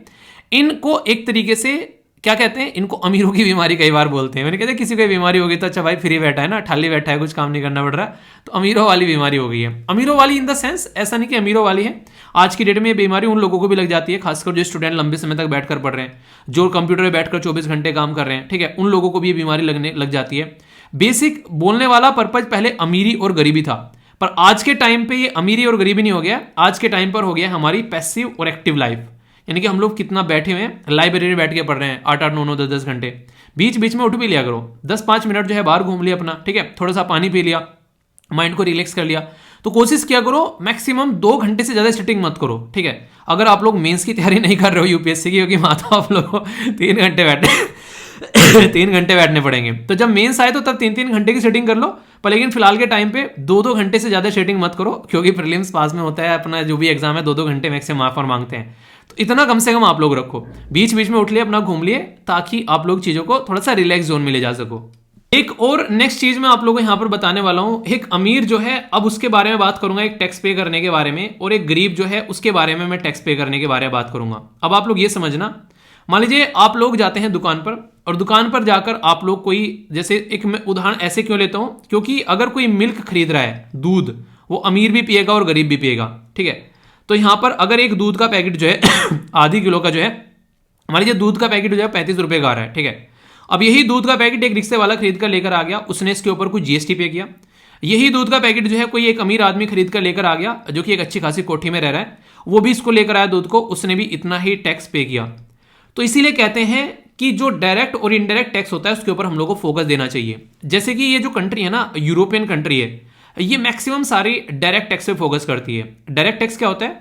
जो टैक्स आप लोग की इनकम पर लगता है और डायरेक्टली आप लोग गवर्नमेंट को देते हो, उसको डायरेक्ट टैक्स बोलते हैं। जैसे कि इनकम टैक्स, आप लोग जितना कमा रहे हैं, जितनी ज्यादा इनकम होगी उतना ही ज्यादा आप लोग का टैक्स होगा। पर लेकिन अगर इनकम कम है तो टैक्स भी कम होगा। तो ये क्या है? ये तो अच्छी बात है भाई साहब कि गरीब ज्यादा टैक्स पे कर रहे हैं। नहीं, गरीब कम टैक्स पे कर रहे हैं क्योंकि उनकी इनकम कम है। अमीर ज्यादा टैक्स पे कर रहे हैं, जी हाँ, क्यों? क्योंकि उनकी इनकम ज्यादा है। पर ये डायरेक्ट टैक्स में पॉसिबल हो पाता है। जब हम लोग बात करते हैं इनडायरेक्ट टैक्स की, यानी कि दूध खरीद रहे हैं, अब उसको थोड़ी ना पता है दूध को कि मुझे गरीब पी रहा है अमीर पी रहा है, उसके ऊपर तो GST लग गई है स्टार्टिंग में। अब वो पर्टिकुलर जो दूध है वो दोनों पर इक्वल इंपैक्ट डालेगा। और हमारे देश में ऐसे टैक्स बहुत ज्यादा हैं, इनडायरेक्ट टैक्स। आप लोग अपना इंटरनेट रिचार्ज करवा रहे हो, आप लोग पेट्रोल डीजल ले रहे हो, रेस्टोरेंट में खाना खाने जा रहे हो, तो आप लोग देखो डीजल पेट्रोल, वही डीजल पेट्रोल जो है अंबानी की गाड़ी में डलता है, वही डीजल पेट्रोल जो है कोई नॉर्मल जो है टैक्सी ड्राइवर है या फिर कोई ऑटो रिक्शा वाला है उसकी गाड़ी में डलेगा, वही CNG वगैरह सारी चीजें, तो वहां पर भी टैक्स इक्वल हो गया ना। तो ये है इनडायरेक्ट टैक्स। तो इनडायरेक्ट टैक्स हमेशा रिग्रेसिव टैक्स माना गया है क्योंकि ये भूल जाता है कि कौन अमीर है और कौन गरीब है। तो इसीलिए अमीर कंट्री ये कहती है कि इनडायरेक्ट टैक्स को कम से कम करो, इसको घटाओ जितना ज्यादा घट सकता है ये, ठीक है, और डायरेक्ट टैक्स ज्यादा से ज्यादा बढ़ाओ। क्यों? क्योंकि डायरेक्ट टैक्स जो होता है वो आप लोग की जो कमाई है उसके प्रोपोर्शन में लगता है। तो ये काफी बड़ा फैक्ट यहाँ पर आप लोगों को देखने को मिलता है। पर हमारे देश में जो डायरेक्ट टैक्स के कंपेयर में इनडायरेक्ट टैक्स का बहुत ही बड़ा चंक आप लोगों को नजर आता है, जिसके ऊपर काम करने की बात की जाती है। इसीलिए कहते हैं कि पुअर जो है वो डिसप्रपोर्शनेटली हायर टैक्स पे कर रहे हैं। जो उनकी ज्यादातर खर्चा होता है ना, वो उनका अपनी इसेंशियल चीजों पर होता है कि रोटी आ गई, चावल आ गया, दाल आ गया। पर अमीरों क्या होगा, आज रोटी चावल नहीं, आज जो है ना बेसिकली ना कढ़ाई पनीर चलेगा, ठीक है। जो नॉन वेज खाने वाले हैं आज तो वैसा बिरयानी सिरयानी चलेगी। वो रिक्वायरमेंट नहीं है, वो एक तरीके से जरूरत है उनकी कि हाँ हम लोग को एक मतलब एक तरीके से बोला जाए कि वो उनकी एक तरीके से इंजॉयमेंट की चीज हो गई है। गरीब क्या कर रहा है, उसको पेट भरना है, वो क्या कर रहा है, इंजॉय कर रहे हैं, क्योंकि उनको दाल चावल पसंद नहीं आ रहा है। तो यहां पर डिफरेंस समझिए, एक की रिक्वायरमेंट है कि उसके बिना वो जिंदा नहीं रहेगा, और दूसरे का एंजॉयमेंट चल रहा है। तो ये डिफरेंस कहीं ना कहीं एक तरीके से दिखता है। तो लगता है कि गरीब यहां पर टैक्स पे ज्यादा कर रहे हैं, क्योंकि वो इसेंशियल चीजें खरीद रहे हैं और उन पर भी उनको टैक्स मैक्सिमम देना पड़ रहा है। जो बातें मैंने आप लोगों को बताई हैं, अब उसको थोड़ा सा और फैक्चुअल इंफॉर्मेशन के साथ में यहां पर एक्सप्लेन करने की कोशिश की जा रही है। यहां पर क्या बात की जा रही है, कोविड-19 में सब रो रहे थे, भाई साहब कोविड-19 ने बर्बाद कर दिया, कोविड-19 में ये हो गया। कोविड-19 के टाइम पर हमारे देश में जो बिलियनर थे उनकी संख्या थी 102, यानी कि 2020 में उनकी संख्या 102 थी, और 2022 के एंड तक का उनकी संख्या 166 हो गई। कौन कहता है कि हमारा देश गरीब है हमारा देश महान, भाई साहब गरीबों की जाए जान, ठीक है। मुझे एक वो गाना याद आ जाता है, वो नहीं है, वो महंगाई की महामारी ने मेरा भट्टा बिठा दिया, चले हटाने गरीबी गरीबी को हटा दिया। तो वो वाला डायलॉग है, मतलब एक तरीके सॉन्ग है, याद है ना किस मूवी का है, बताइए चलिए कौन सी मूवी का है। तो ये संख्या आप लोग यहां पर देखते हैं, और सेम पैटर्न में आप लोगों को देखने को मिलेगा। जो 45% थे यहां पर 1981 में, ठीक है, वो बढ़कर यहां पर क्या हो गया, आप लोगों को 63% के करीब यहां पर देखने को मिलेगी रिचेस्ट की संख्या यानी कि जो वेल्थ बढ़ रही है यहां पर, उसका एक तरीके से यहां पर लगाया गया। फिर ऐसे यहां पर 10 जो रिचेस्ट जो हैं वो कहां पर स्टैंड कर रहे हैं, उनकी चीजें यहां पर बताई जा रही है, ठीक है। इसी के साथ में इंक्रीज जो टॉप 10 का जो शेयर हुआ है 45 से बढ़कर 63 बढ़ गया है। तो इससे पता चल रहा है कि टॉप 1% जो है वो कितना पैसा लिए बैठे हैं। यानी कि मैंने बोला ना कि टॉप 1% जो है वो एक तरीके से बहुतों का हक मारे बैठे हैं। अब वो तो ये कहेंगे भाई साहब हमने तो मेहनत करके कमाया, पर लेकिन कहीं ना कहीं आप लोग बोल सकते हैं कि ये फेयर नहीं है। बहुत सारी ऐसी एक तरीके से ना फैसिलिटी मिलती है। आज की डेट में कहीं करप्शन होता है ना, तो वो करप्शन में कहीं ना कहीं जो टॉप लोग हैं उनके ऊपर इंपैक्ट नहीं पड़ता है, बल्कि वो उसका रीजन होता है करप्शन का। क्यों? क्योंकि उनको ज्यादा फैसिलिटी चाहिए। कहीं पर भी अगर ऐसी सिचुएशन देखने को मिलती है तो हमेशा एक गरीब तबका जो सोसाइटी का मारा जाता है। इसलिए कहते हैं कि जो यूपीएससी के थ्रू आप लोग जाते हो ना, जिस पोस्ट पर आप लोग बैठोगे उसके अंदर पावर है यार, कि उस सेक्शन के लिए आप लोग काम कर सकते हैं जिसको अक्सर इग्नोर कर दिया जाता है। मतलब वही गांधी जी वाला फैक्ट नहीं है कि सोसाइटी में उस इंसान को आप लोगों को देखना है जिसके पास में एक टाइम की रोटी नहीं है, और उसके लिए काम करना है। बाकी तो सबकी जिंदगी चली रही है यार। तो ये वाली चीजें आप लोगों को यहां से नजर आ रही हैं। आप लोगों की क्या राय है इसके बारे में, आप लोग अपनी राय बताइए। मैंने अभी आप लोगों को यहाँ पर किसके बारे में बात की, इनडायरेक्ट टैक्स के बारे में बात की। यहाँ पर ये देखिए यही बात बोल दी गई कि बॉटम 50% जो पॉपुलेशन है ना, वो इंडिया के अंदर में 6 टाइम मोर इनडायरेक्ट टैक्स पे कर रही है एज कंपेयर टू जो टॉप 10% है। क्योंकि वो अपने कंपेयर से इतना कमा रहे हैं, उससे ज्यादा वो पे यहाँ पर कर रहे हैं। पर लेकिन जो अमीर कमा रहा है उसको तो कोई फर्क ही नहीं पड़ रहा उन चीज़ों का कि हाँ चलो पहले जो दूध का पैकेट था वो पहले 24 था, 35 हो गया, ठीक है, उसके सेहत पे क्या फर्क पड़ रहा है। पर एक ऐसा इंसान जो कि डेली अपनी जो दाढ़ी लेकर आता है 100 रुपये, उसके 10 रुपये अब यहाँ पर इस दूध में चले जाएंगे। तो भाई साहब वो नहीं कहता कि उसकी सेहत पर तो फर्क पड़ता है यार। ये रिपोर्ट के द्वारा स्टडी की गई है, इतना ज़्यादा डीप में जाने की जरूरत नहीं है। पर फिर भी ये स्लाइड इसलिए लगा दी है अगर आप लोगों को लग रहा है कि हाँ और चीज़ें समझनी चाहिए कि हाँ कौन कौन कहाँ पर कितना खर्च कर रहा है। तो ये कुछ स्लाइड है, यहाँ पर आप लोग बिल्कुल फैक्ट्स और फिगर के साथ में यहाँ पर जा सकते हैं। ये रिपोर्ट के वो कटिंग लगाई है आप लोगों के लिए, ताकि किसी को लग रहा है कि यार ये तो ऐसा टॉपिक होना चाहिए कि इसके ऊपर तो मुझे पीएचडी करनी है, और पीएचडी करने के बाद में मुझे आगे लाइफ में इसके ऊपर अपनी किताबें लिखनी है, ठीक है। तो हल्का सा एक आइडिया आप लोग ले सकते हैं। यहाँ पर अर्बन यानी कि शहर वाले एरिया को, रूरल वाले एरिया को और ऑल इंडिया लेवल को डिवाइड करके यहाँ पर बताया गया है कि किस किस की कितनी कितनी जो है फूड आइटम के ऊपर कौन क्या खर्च कर रहा है, नॉन फूड आइटम इसके ऊपर क्या खर्चा किया जा रहा है, और इनकम टैक्स के ऊपर कितनी खर्च की जा रही है। तो यहां पर अंदाजा आप लोग लगा सकते हैं, बॉटम 50%, मिडिल 40% या फिर टॉप 10%। तो यहां पर 100% को इस तरीके से काउंट करके दिखाया गया है। तो अर्बन वाले एरिया में जो चार्ट है वो कुछ और दिखाएगा, यानी कि टैक्स कौन पे कर रहा है, कैसे कर रहा है, और यहाँ पर ऑल इंडिया लेवल पर पैटर्न कुछ और देखने को मिलेगा। तो एक ऐसी स्लाइड है, इसको बैठकर एक बार आप लोग देख लीजिएगा, थोड़ा सा दिमाग में चर्निंग कर करके आप लोगों को लगे कौन कौन कहाँ पर है और आप लोग कहाँ पर आते हैं, ये जरूर बताइएगा। मतलब घर वालों को भी दिखाना, थोड़ा सा उनको भी पता चले कि हाँ क्या क्या चल रहा है, आप लोग भी थोड़ी सी चीज़ों को अंडरस्टैंड कर पाओ। अब ये मैंने आप लोगों को अपने देश के बारे में बता दी, हमारे देश में कहाँ पर क्या इनइक्वलिटी देखने को मिल रही है, अमीर और गरीबी में, मेल और फीमेल में, ओबीसी एससी एसटी इनमें सब में। तो ये सारी इनइक्वलिटी मैंने आप लोगों को यहाँ पर बताई। अब नेक्स्ट लेवल होता है इनकम इनइक्वालिटी के बारे में अगर बात करेंगे तो सबसे ज़्यादा जो इनकम इनइक्वालिटी जो देखने को मिलती है वो आप लोगों को यहाँ पर ये कंट्री के नाम आप लोगों के सामने यहाँ पर, ठीक है। चाइना हो गया, श्रीलंका हो गया, नेपाल हो गया और यहाँ पर हो गया इंडिया, ठीक है। तो अगर पड़ोसी के साथ में हम लोग बात करेंगे तो यहाँ पर अगर इनकम में आप लोग कंपेयर करेंगे China, Sri Lanka, Nepal higher than, but लेकिन भूटान और ये जो है ये हमसे नीचे है, यानी कि वहाँ पर इनइक्वलिटी आप लोग को और ज़्यादा देखने को मिलती है। तो ये इंटरेस्टिंग है यहाँ पर, ठीक है। तो कंफ्यूजन नहीं होना चाहिए। ये जो इनकम इनइक्वलिटी है ये महिला के बारे में यहाँ पर बात की जा रही है। मतलब क्या हो गया, मतलब यहाँ पर ये हो गया कि अगर चाइना में, नेपाल में और श्रीलंका में कोई लड़की है उसको ज्यादा पैसे मिल रहे हैं एज कंपेयर टू इंडिया के अंदर में। इंडिया में महिलाओं को कम पैसे मिल रहे हैं, पर लेकिन भूटान में हमसे भी कम मिल रहे हैं, बांग्लादेश में उससे भी कम, और पाकिस्तान में उससे भी कम, और अफगानिस्तान में तो कंडीशन बिल्कुल महिलाओं की खराब है। अभी रिसेंटली आप लोगों ने देखा जब से तालिबान आ गया तब से तो महिलाओं को कमाने पर बैन लग गया है, स्कूल में वो नहीं जा सकती हैं, काम वो नहीं कर सकती हैं, उनको घर में रख दिया गया है। और कई सारे तो ऐसे भी केसेस देखने को मिल रहे हैं कि वहां पर लड़कियों को एक तरीके से प्रोस्टिट्यूशन के एक तरीके से धंधे में ज्यादा यानी एक तरीके से उनको अपने लिए यूज करना, वो वाली चीज ज्यादा देखने को मिल रही है। तो बहुत ही दयनीय कंडीशन है और मीडिया कंप्लीटली तालिबान के कंट्रोल में है। तो अंदर क्या चल रहा है उसकी खबर भी बाहर नहीं आ रही है। आप लोगों ने मूवी देखी है जो शायद टाइगर 1 थी या टाइगर 2 थी, मुझे एक्जैक्टली याद नहीं आ रहा है। उसमें नहीं जब वो नर्सिस को बचा के लेके आता है, शायद टाइगर 2 थी ना, वो नर्सिस को बचा के लेके आता है, टाइगर 1 थी, बताइए चले जो भी थी, मुझे एक्जैक्टली ये याद नहीं आ रहा। तो उसमें दिखाया गया है वहां पर वो किस तरीके से जो उनका शोषण करते हैं महिलाओं का, ठीक है। जो ISI वाला फंड जो आप लोगों को वहां पर देखने को मिल रहा है, तो कहीं ना कहीं बहुत सारी सिचुएशन जो है वो ये एक तरीके से कंडीशन खराब करती है। और यहाँ पर ऐसी सिचुएशन महिलाओं की देखने को मिलती है, यानी कि चाइना, श्रीलंका और नेपाल में महिलाओं की कंडीशन जो है वो बेटर है अगर हम लोग कंपेयर करें इंडिया के कंपेयर में। पर लेकिन भूटान, बांग्लादेश और पाकिस्तान और अफगानिस्तान में हमसे भी बुरी कंडीशन है महिलाओं की अगर यहाँ के बारे में बातें करें। तो ये बातें बता रही है ये पर्टिकुलर स्लाइड, और इसी को बोला गया कि इनकम इनइक्वलिटी के बारे में बात की जा रही है इन देशों के अंदर में। तो ये इंटरनेशनल लेवल पर महिलाओं की कंडीशन मैंने आप लोगों को यहाँ पर बता दी है। भाई साहब इनइक्वलिटी के बारे में मैंने आप लोगों से तो बात कर ली कि हाँ इनइक्वलिटी जो है वो क्या क्या चीजें बर्बाद करती है। अब इनइक्वलिटी लोगों को मारती भी है, ये आप लोगों को यहाँ पर देखने को मिलेगा।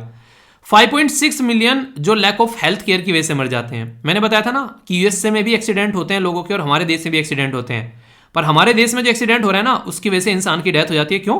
क्योंकि मेडिकल फैसिलिटी टाइम पर नहीं मिलती है। और USA में मेडिकल फैसिलिटी टाइम पर मिलती है तो वो एक्सीडेंट करके भी बच जाता है। ये बिल्कुल ऐसे ही है कि अमीर इंसान जो है वो कितनी भी गलत हरकतें करे वो बच जाता है, और अमीर जो गरीब है वो थोड़ी सी भी कुछ गलत करे तो बेचारा फंस जाता है। जेंडर बेस्ड वायलेंस देखने को मिलते हैं लड़का और लड़की के नाम पर। याद होगा आप लोगों को टेलीग्राम पर एक वीडियो शेयर की थी मैंने, वो किस तरीके से उस लड़की को पीट रहा था। वो क्या है, वो एक तरीका जेंडर वायलेंस आप लोगों को देखने को मिलता है जब मेल डोमिनेटेड सोसाइटी में जो हरकतें देखने को मिलती है, ठीक है। जब क्लाइमेट कोई इंपैक्ट डालता है उसकी वजह से अगर मैं बात करूं, आप लोगों को पता है कहीं पर सुनामी आ गई, कहीं पर बाढ़ आ गया, कहीं पर सूखा आ गया, कहीं पर साइक्लोन आ गया, कहीं पर पानी का लेवल बढ़ गया, घर छोड़कर कौन जाएगा? सबसे बुरी कंडीशन किसको देखने को मिलेगी, ये आप लोग समझ सकते हैं। और हंगर, भुखमरी, इसकी वजह से जो लोगों की जान जाती है। अफ्रीका कॉन्टिनेंट में किसी दिन जिसके बारे में थोड़ी पढ़िएगा, लोग ऐसे भी देश हैं जो वहां पर जो मुल्तानी मिट्टी होती है, जो क्ले होता है, जो मुल्तानी मिट्टी वाला जो फंडा बेसिकली हो, उसकी रोटियां तक बना बनाकर खाते हैं यार। आप लोग समझ रहे हो? तो जो रोटी आप लोग खाते हो ना, जो आप लोग की थाली में रोटी है, खुशनसीब हो कि आप लोगों को गेहूं की और एक तरीके से अच्छे अनाज की रोटी मिल रही है। तो ऐसी भी सिचुएशन है, और ये सिचुएशन कहीं ना कहीं इसके बारे में कोई बात नहीं करता है। इंडिया के अंदर जरा सा कुछ हो जाए, USA की रिपोर्ट आ जाती है निकल निकल कर कि इंडिया के अंदर में इनइक्वलिटी हो गई, ये हो गया, वो हो गया। अफ्रीका कॉन्टिनेंट के ऊपर किसी का फोकस नहीं है, वहाँ मर रहे हैं लोगों के साथ, पता नहीं क्या क्या हो रहा है। क्यों? क्योंकि एक तरीके से वहीं फोकस किया जाता है जहां लोगों का इंटरेस्ट होता है। तो इंटरनेशनल पॉलिटिक्स भाई साहब इंटरेस्ट की पॉलिटिक्स है, ठीक है। वो उसी पर फोकस देते हैं जहां से उनका इंटरेस्ट निकलता है। जहां इंटरेस्ट नहीं है, मर रहे हैं, कोई फर्क ही नहीं पड़ रहा है। कोविड-19 के टाइम पर भी आप लोगों ने देखा, रशिया यूक्रेन लड़ाई के टाइम पर भी आप लोगों ने देखा, दवाई देने की बात आई तब आप लोगों ने देखा। तो ये फैक्ट है यार, जिंदगी में अगर आप लोग गरीब पैदा होते हो ना तो वो आप लोगों के हाथ में नहीं है, पर उसी गरीबी के साथ में अगर आप लोग मर जाते हो ना तो इसमें सरासर आप लोगों के हाथ में चीजें हैं। यानी कि आप लोगों ने जिंदगी में कुछ ऐसा किया ही नहीं कि आप लोग उस गरीबी से बाहर निकल आओ, अपने माँ बाप को कम से कम उस गरीबी से बाहर निकाल कर लेकर आओ। तो ये आप लोगों की रेस्पॉन्सिबिलिटी है, अपनी इफिशिएंसी को यूज करना, एक अच्छी लाइफ देना अपने परिवार को, उनको जिस चीज की जरूरत है वो चीजें प्रोवाइड कराना, इसमें कोई गलत नहीं है। हाँ, बस शर्त यह है कि वो पैसा गलत तरीके से ना कमाया गया हो, मेहनत का पैसा हो, अच्छे तरीके से सही डायरेक्शन में उसको यूज किया गया हो, ठीक है। वैसे तो ये जो पर्टिकुलर टॉपिक है इसके अंदर में ये टॉपिक इसका पार्ट नहीं है, एक एक्स्ट्रा टॉपिक है यहाँ पर, ये अलग से क्वेश्चन आप लोगों का बन सकता है। तो इसी के अंदर एक एक्स्ट्रा टॉपिक मैं आप लोगों को बताता हूँ, विंड फॉल टैक्स के बारे में आप लोगों से बात करूंगा। और उदाहरण के तौर पर लूंगा मैं उन लोगों को जो कि बहुत सारा पैसा कमा कर ले गए कोविड-19 के टाइम पर। जैसे कि दवाई बनाने वाली कंपनी जो ये दवाई बना रही थी, जो आप लोगों तक मेडिसिन, यानी कि मेडिसिन क्या बेसिकली वैक्सीन थी, वैक्सीन आप लोगों तक पहुंचा रही थी, इन्होंने बहुत पैसा कमाया। कोविड-19 के टाइम पर बहुत जगह ऐसी चीजें थी कि तेल का प्राइस जो है वो बिल्कुल डाउन हो गया, क्योंकि कोई यूज ही नहीं कर रहा था, सब जगह लॉकडाउन था। तो बहुत सारी कंपनी ऐसी थी, उन्होंने पैसा कमाया उस टाइम पर, क्योंकि तेल बहुत सस्ता मिल रहा था। तो इस टाइम पर गवर्नमेंट क्या करती है, जब इतना गेन तुमको मिल रहा है, इतना फायदा तुमको मिल रहा है, तो उसमें क्यों ना उन्हें कहते कि गंगा में थोड़ा सा हाथ हम भी धो लें, ठीक है, उन्हें कहते चलती हुई गंगा में एक तरीके से नहा ले हम भी। तो सरकार क्या करती है, वो अपना रिवेन्यू यहां पर बूस्ट करने का काम करती है इस टेक्स के थ्रू। उनके ऊपर जो इतना पैसा वो कमा रहे हैं उसके ऊपर थोड़ा सा ये एक्स्ट्रा इंटरेस्ट अपना लगा देते हैं। तो वो जो टैक्स यहां पर पे किया जाता है उन लोगों के द्वारा जो इतना एक्स्ट्रा पैसा कमा रहे हैं, ये एक तरीके से विंडफॉल टैक्स की कैटेगरी में यहां पर आता है। इसी के बारे में सारी की सारी चीजें आप लोग यहां पर भी समझ सकते हैं। विंडफॉल टैक्स के बारे में बात करें तो अगर हम लोग को ये चीज करनी है तो इसके ऊपर बहुत सारी रिकमेंडेशन भी दी जाती है कि कैसे यहां पर आप लोगों को चीजों को सुधारना है, ठीक है, कि कैसे लैंड टैक्स या फिर प्रॉपर्टी या फिर जो इंप्लीमेंट की जाती है जो चीजें, तो उनके ऊपर फोकस किया जाता है। हेल्थ सेक्टर देखिए होता क्या है, आप लोगों में एक उदाहरण के तौर पर बताता हूं। एक अमीर इंसान है जिसके पास में पैसा है, अगर वो बीमार हो गया तो वो आराम से कहीं पर भी जाकर अपना इलाज करवा सकता है आसानी से। पर लेकिन एक गरीब इंसान है, वो कई बार तो उसको इग्नोर कर देता है कि चलो यार ठीक हो जाएगी बीमारी ऐसे ही। तो अगर सरकार हेल्थ के ऊपर खर्च करना स्टार्ट कर दे तो फायदा किसको होगा, अमीरों को थोड़ी ना होगा, उसका फायदा गरीबों को होगा। तो हेल्थ के ऊपर जो सरकार इतना कम खर्च कर रही है उसके बहुत दिनों से बात चलेगी, कम से कम 2.5% तो कर दो यार। अब तक भी 2.5% नहीं किया जा रहा है। जापान, यूएसए और ये ऐसी कंट्री है जहां पर दबाकर हेल्थ के ऊपर खर्चा किया जाता है, और यहां पर हमारे देश में नहीं, 2.5% 2025 तक बोल रहे हैं। तो देखो खर्च करते हैं फिर नहीं करते हैं। बजट एलोकेशन टू एजुकेशन, कोविड-19 के टाइम पर आप लोगों को ये देखने को मिला, बहुत सारे जो अमीरों के बच्चे भी थे उन्होंने प्राइवेट स्कूल जो है वो छोड़े, और बहुत सारे लोगों ने जो है वो गवर्नमेंट स्कूल में पार्टिसिपेट करना स्टार्ट कर दिया। ऐसी बहुत सारी चीजें देखने को मिली। अमीरों की तो नहीं बोलेंगे, खैर मिडिल क्लास फैमिली के बोला जाएगा यहाँ पर। ये तो ऐसी सिचुएशन आप लोग यहाँ पर समझ सकते हैं, ठीक है। हाइयर टैक्स लगाया जाए रिच पर्सन पर, क्योंकि रॉबिनहुड अप्रोच है कि अमीरों से पैसा निकालो और गरीबों तक पहुंचाओ। तो ये भी एक फॉलो किए जाते हैं यहाँ पर कहीं ना कहीं फंडा, ठीक है। तो एक तरीके से विंडफॉल टैक्स का भी इस्तेमाल किया जा सकता है। तो ये कुछ ऐसे पॉइंट हैं कि किस तरीके से रिकमेंडेशन दी जाती है, कैसे आप लोगों को चीज़ों को सुधारना है। बजट में एजुकेशन के बारे में बात करते हैं, कम से कम 5 से 6% खर्च करना चाहिए जीडीपी का, यानी कि घरल सकल उत्पाद, यानी कि एक तरीके से ग्रोस जो जीडीपी है, ग्रोस डोमेस्टिक प्रोडक्ट, उसके बारे में बात की जा रही है। तो ये सारी रिकमेंडेशन भी हैं इसी फील्ड की जिनको हम लोग यूज़ कर सकते हैं, ठीक है। तो ये तो सारी बेसिक चीज़ें हो गई, कुछ एक्स्ट्रा पॉइंट्स हो गए। अब यहाँ पर मैं आप लोगों से बात कर रहा हूँ ऑक्सफोम के बारे में, जो कि रिपोर्ट प्रस्तुत कर रही है। ऑक्सफोम जो है ये आप लोगों को देखने को मिलेगा, ये एक पर्टिकुलर बॉडी है जिसके अंदर में 20 इंडिपेंडेंट चैरिटेबल ऑर्गेनाइजेशन है जो कि गरीबी को कैसे मिटाना है उसके ऊपर फोकस करती है। और गरीबी को क्यों मिटाना है, अगर सस्टेनेबल डेवलपमेंट गोल में आप लोग जाकर झांकोगे तो पहला नंबर वही है कि भाई साहब गरीबी को खत्म करना है, ठीक है। तो इसी के ऊपर फोकस करने के लिए 1942 में यहाँ पर ये लाया ऑक्सफोम इंटरनेशनल, ये बनाया गया। और ये मेजर जो है इसमें नॉन प्रॉफिट ग्रुप है जो कि इसके ऊपर फोकस करते हैं। अच्छी बात जो मुझे लगती है वो इसके हेडक्वार्टर की, ये अफ्रीका के अंदर में है ताकि और ज़्यादा फोकस किया जा सके। विजन ये है कैसे भुखमरी गरीबी को हटाना है, लोगों का डिस्क्रिमिनेशन कम करना है, लोगों तक सही चीज़ें पहुंचानी है। ये इसके सारे टारगेट आप लोगों को देखने को मिलेंगे। तो ये काफ़ी एक इंपॉर्टेंट एक टॉपिक आप लोगों को हो जाते हैं यहाँ पर, जिसमें कोई कंफ्यूजन नहीं होना चाहिए। और इवन यहाँ से क्वेश्चन भी आप लोगों से बन सकता है, इजीली देख सकते हैं आप लोग। बोला जाता है कि it is often said the poverty lead to corruption, यानी कि गरीबी जो है वो कहीं ना कहीं एक तरीके से करप्शन की तरफ को चीजें बढ़ाती हैं और ज्यादा। अगर लोग वेल टू डू फैमिली से सारी चीजें सही कर रहे हैं तो वहां पर फिर करप्शन की जरूरत पड़ती ही नहीं है। तो बोला गया कि what are the basic causes of the corruption among the people, यानी कि जो लोगों के अंदर जो एक तरीके से मूल भ्रष्टाचार का क्या कारण है। तो एक प्यारा सा क्वेश्चन आप लोग लिख सकते हैं, और जो ऑलरेडी क्वेश्चन लिख रहे हैं टेलीग्राम के ऊपर जाकर सर्च करना, वहां पर आप लोग भी अपना आंसर पोस्ट कर सकते हैं। और कोशिश क्या करो कि यार 2 कम से कम या फिर 3 क्वेश्चन के आंसर जो है उनको आप लोग रिव्यू कर लो, और कहीं ना कहीं आप लोग क्या कर सकते हैं, नए पॉइंट्स मिल जाएंगे। और इसी के साथ में जो वहां पर लिख रहे हैं ऑलरेडी उनसे आप लोग नया सीखोगे, और आप लोग अपनी भी गलती वहां पर आइडेंटिफाई कर सकते हो कि ये पॉइंट मैंने छोड़ दिए। तो अच्छे से आप लोग पार्टिसिपेट कर सकते हो आंसर राइटिंग में, ठीक है। क्वेश्चन है यहाँ पर विंडफॉल टैक्स के बारे में बोला है कि बूस्ट करता है गवर्नमेंट का रेवेन्यू, प्रोवाइड कराता है यहाँ पर public service, can repay interest bearing customer. तो सही आंसर यहाँ पर क्या है, तो ये सारी की सारी चीजें आप लोगों को देखने को मिलेगी। आंसर इसका डी हो गया। ये सारी की सारी चीजें अभी आप लोगों को यहाँ पर बताई, ठीक है। तो ये इंपॉर्टेंट है, इसके बारे में क्वेश्चन बन सकते हैं। ऑक्सफोम के बारे में अगर क्वेश्चन पूछ ले, बोला गया कि ये कॉन्फेडरेशन है जिसमें 20 आप लोगों को ऑर्गेनाइजेशन देखने को मिलेगी, और बोला गया कि ये फाउंड किया गया था 1942 में, और हेडक्वार्टर इसका यूरोप में है। अभी बताया ना, यही अच्छी चीज थी कि इसका हेडक्वार्टर कहां पर है। तो only one, only two, both, या फिर नन। तो सही आंसर क्या है बताइए आप लोग यहाँ पर। सही आंसर है इसका ए, हेडक्वार्टर इसका यूरोप में नहीं है, अफ्रीका में है। यही बातें मैंने आप लोगों को यहाँ पर बताई थी, ठीक है। तो हम लोगों ने कितने टॉपिक यहाँ पर कवर कर लिया अगर देखा जाए तो इसके अंदर आप लोग देखते हैं कि प्रॉपर एक अमीरी और गरीबी में डिफरेंस, अगर सोसाइटी में क्या इंपैक्ट है वो लिखने के लिए आ जाए तो आप लोग देख सकते हैं। रिपोर्ट प्रॉपर मैंने कवर कर दिया आप लोग यहाँ पर। बहुत सारे ऐसे फैक्ट्स हैं जो आप लोगों को समझ में यहाँ से आ जाएंगे। क्या है बेसिकली यहाँ पर इसकी वजह से जो डेथ हो रही है लोगों को, ये भी एक्स्ट्रा टॉपिक आप लोगों को यहाँ पर मिल जाएगा। वुमेन इनइक्वलिटी के बारे में कुछ लिखने के लिए आ जाए, इनइक्वलिटी ऑफ इनकम के बारे में, तो ये भी आप लोगों को देखने को मिलेगा कि कैसे वुमेन को इंपावर करना है, वुमेन इंपावरमेंट के बारे में।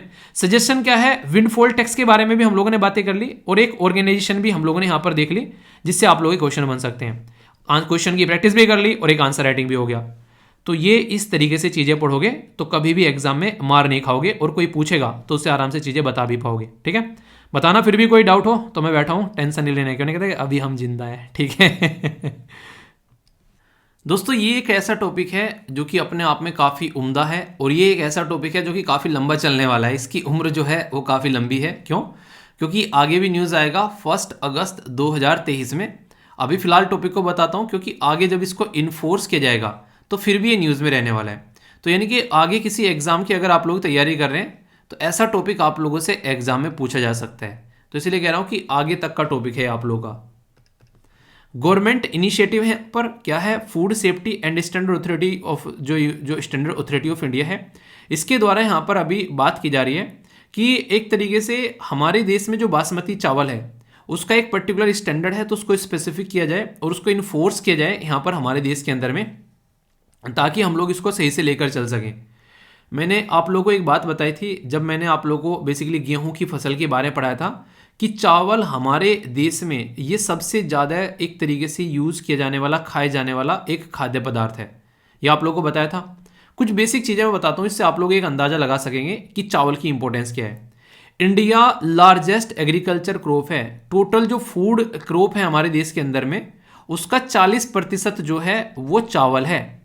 इंडिया जो है वर्ल्ड में लार्जेस्ट यानी कि बिगेस्ट एक्सपोर्टर है, यानी कि 40% जो लगभग आप लोगों को देखने को मिलेगा वो यहाँ पर इंडिया से निकल कर आता है।